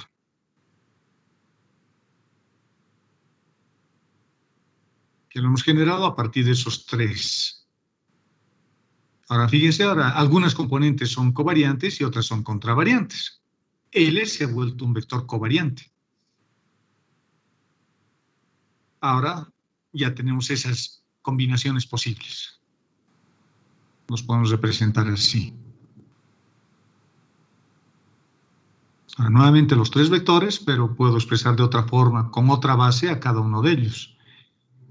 Fíjense que todos ahora están usando componentes covariantes. Las 27 componentes nuevamente, pero ahora con bases covariantes.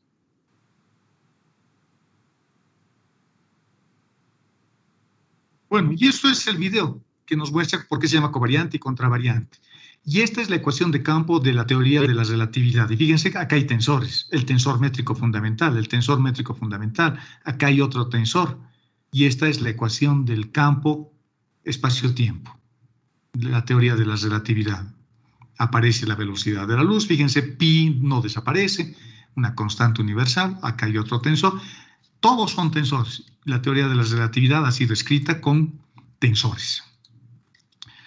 Volvamos a nuestro documento para ver un ejemplo. Vamos a compartir nuevamente nuestro documento. ¿Y dónde hemos quedado? Bueno, ahí está.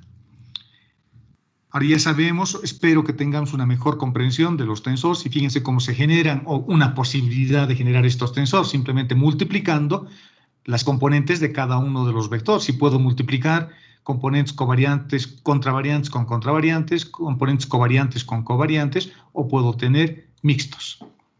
¿De acuerdo? Bueno, y acá hay una pequeña definición para ver lo que es un tensor relativo. Veamos un ejemplo para terminar la clase.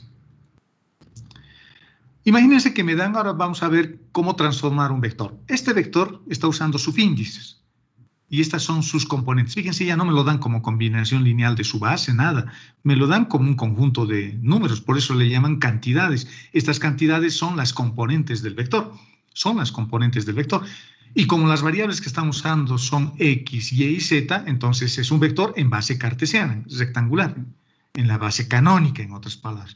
Es de primer orden, porque cada una de estas componentes está asociada a y, todo esto a j, y esto acá. Entonces, quiere decir que es un tensor de rango 1 o de orden 1 y es covariante. Y nos piden transformarlas a un sistema de referencia cuyas ecuaciones de transformación son estas. Fíjense, ya no es cartesiana, ya no es cilíndrica, ya no es polar, ya no es esférica, ¿no? Es un sistema bastante genérico. X es X nomás, no se transforma.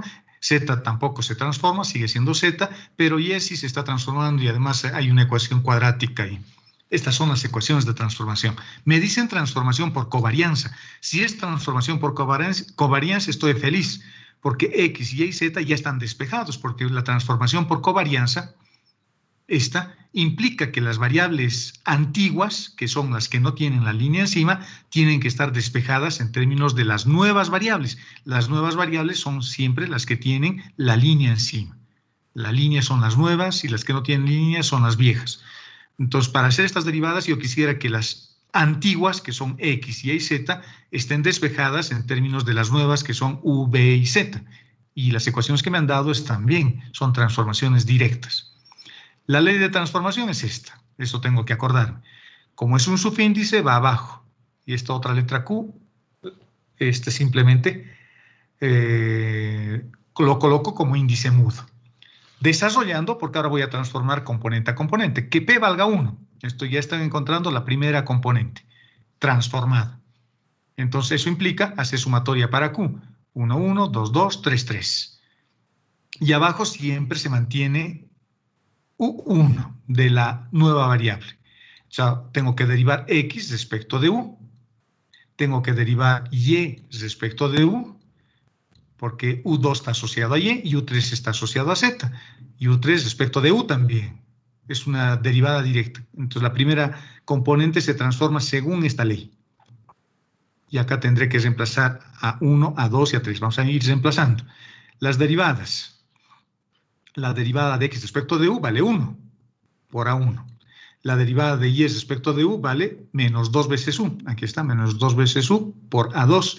Y la derivada de z respecto de u vale 0. Reemplazando los datos porque a1 vale x, y. Luego tenemos 2 veces u multiplicado por a2. A2 vale b al cuadrado. Menos u al cuadrado. Estamos transformando todo esto, parametrizando ahora, porque ya he hecho la transformación. La transformación es esta. Esa es la transformación. Pero ahora tengo que parametrizar, porque A1, A2 y A3 me lo han dado en términos de X, Y, Z. Aparecen, ¿no? X, Y, Z.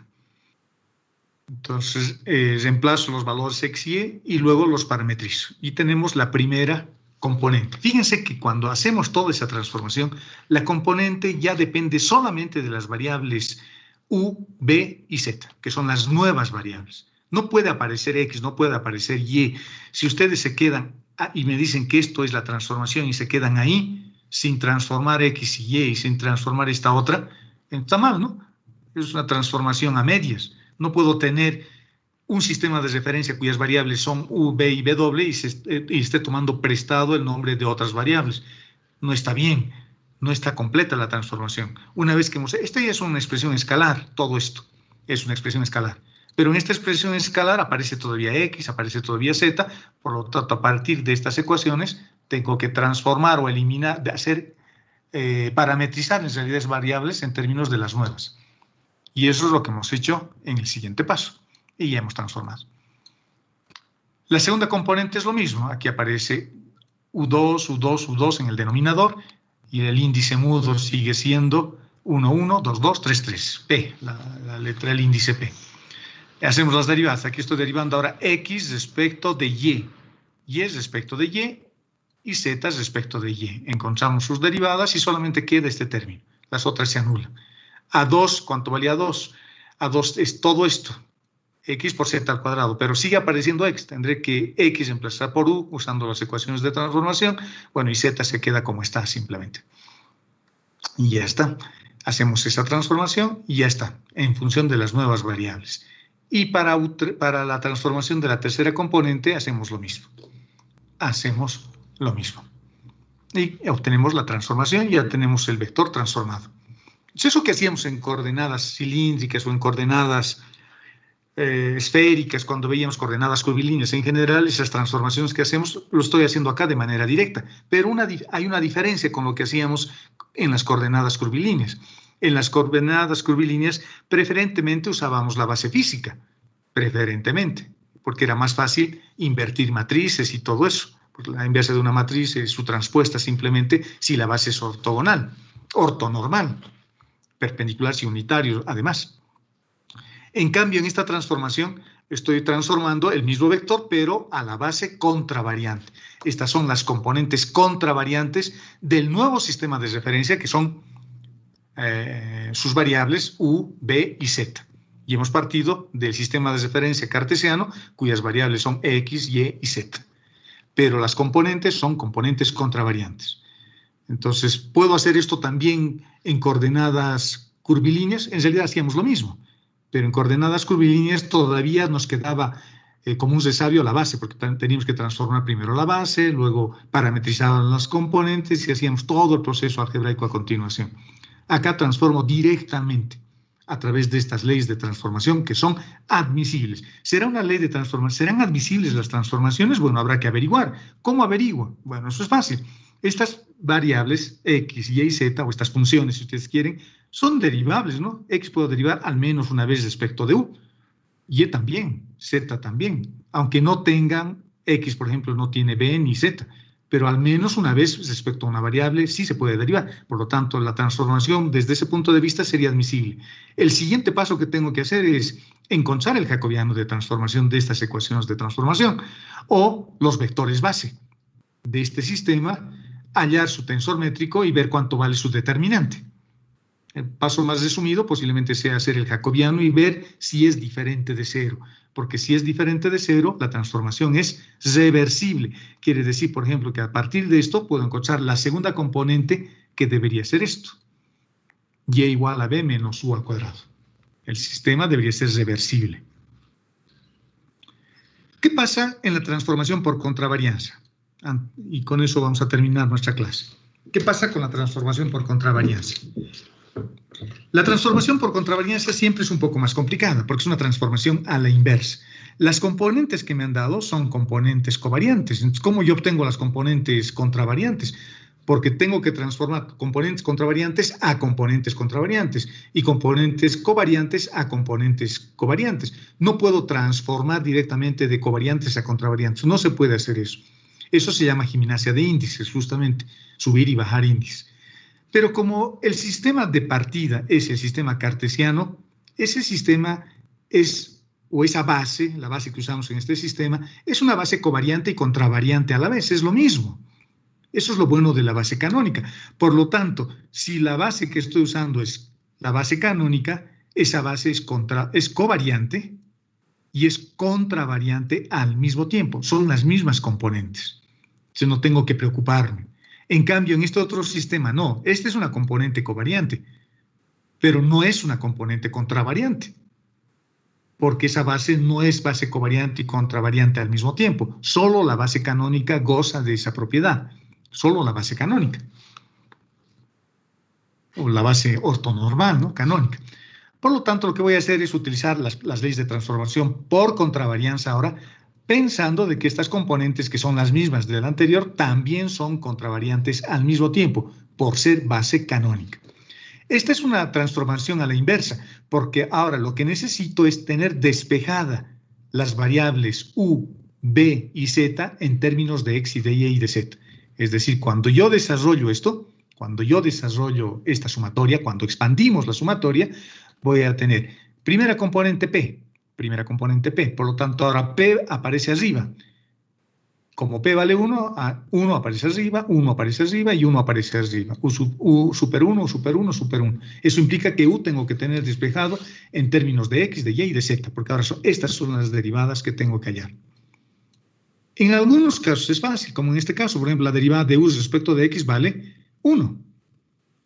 La derivada de U respecto de Y vale 1, vale 0, porque no depende de Y. Y la derivada de U respecto de Z también vale 0. Por lo tanto, la primera componente es esta. Veamos con la componente covariante que hemos encontrado antes. Fíjense, esta es la componente covariante que hemos encontrado antes. Y esta es la componente contravariante que estamos encontrando ahora para el mismo vector. Las componentes son diferentes. La descripción matemática ha cambiado, aunque sigue representando el mismo fenómeno físico. Las complicaciones pueden ir apareciendo cuando tengo que hacer estas derivadas. Tal vez en las ecuaciones no tenga despejada U, B y W al mismo tiempo, ¿no? O sea, hay varias formas de hacer esto. Hay una forma que se puede hacer con jacobianos, pero la otra les voy a hacer recuerdo, simplemente.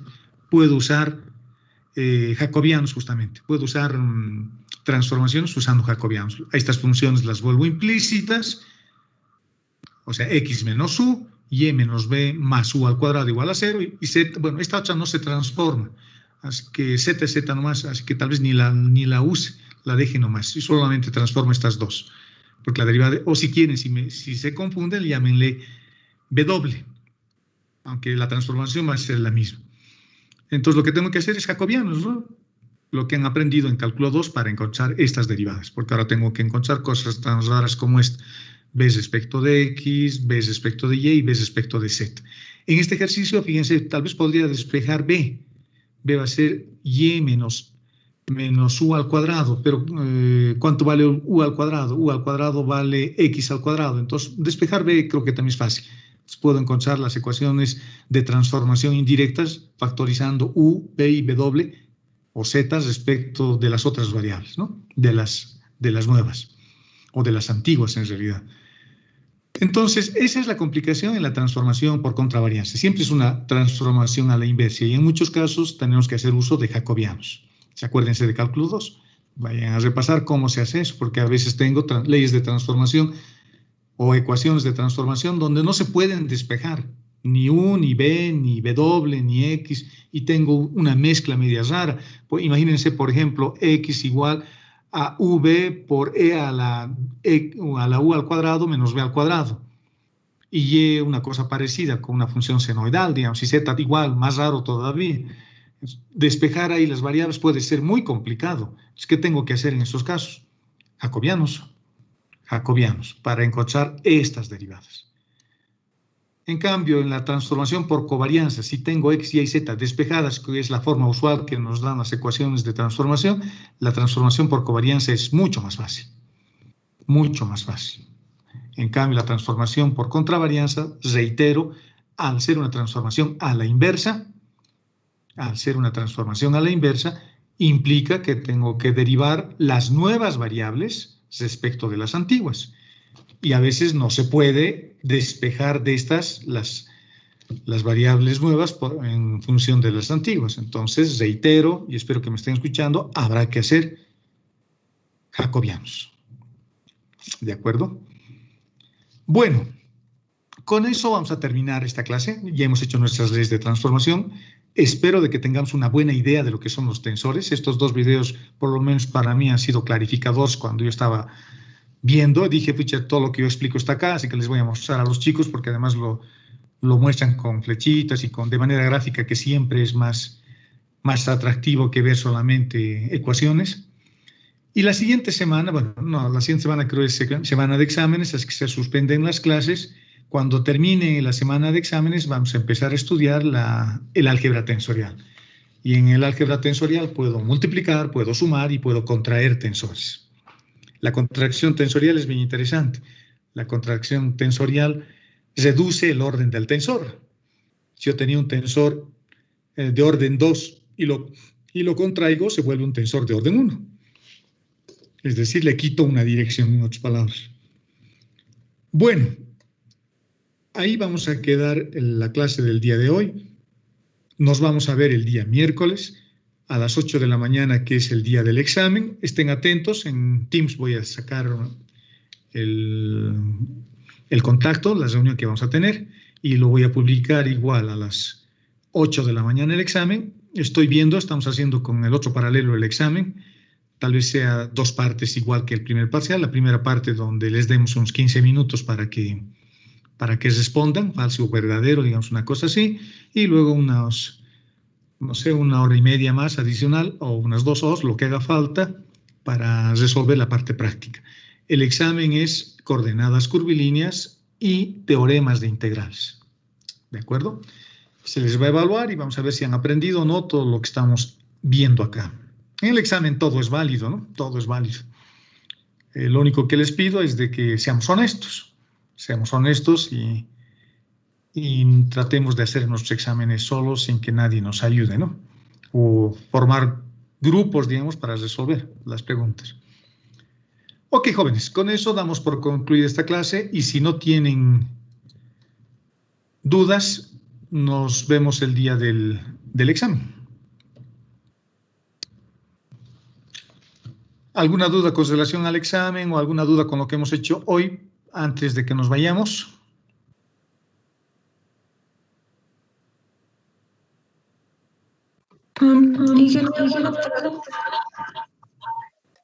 ¿Sí? ¿Cuál? Para defender las prácticas 3 y 4, ¿se puede defender aún la 3 hoy y mañana? Sí, lo pueden hacer, si me llaman. ¿En los horarios que dejó, cierto? Sí, te pasa hijito. Ya, después bueno. Lo podrían hacer, aunque los plazos creo que ya han vencido, ¿no? Pero de manera excepcional podrían defender todavía alguna de las prácticas que les queda hoy y mañana, a modo de practicar y estudiar también un poco, o tener alguna duda y consultarla directamente, ¿no? Está bien, ingeniero, gracias. ¿De qué? ¿Alguna otra duda, jóvenes? Ninguna. Bueno, nos vemos el día del examen, o esta tarde, o mañana en la tarde, si es que alguno quiere defender su práctica. ¿Listo? Nos vemos entonces. Si no han almorzado, buen provecho, que tengan buen fin de semana y estudien para el examen. Un abrazo, jóvenes, y nos vemos. Está bien.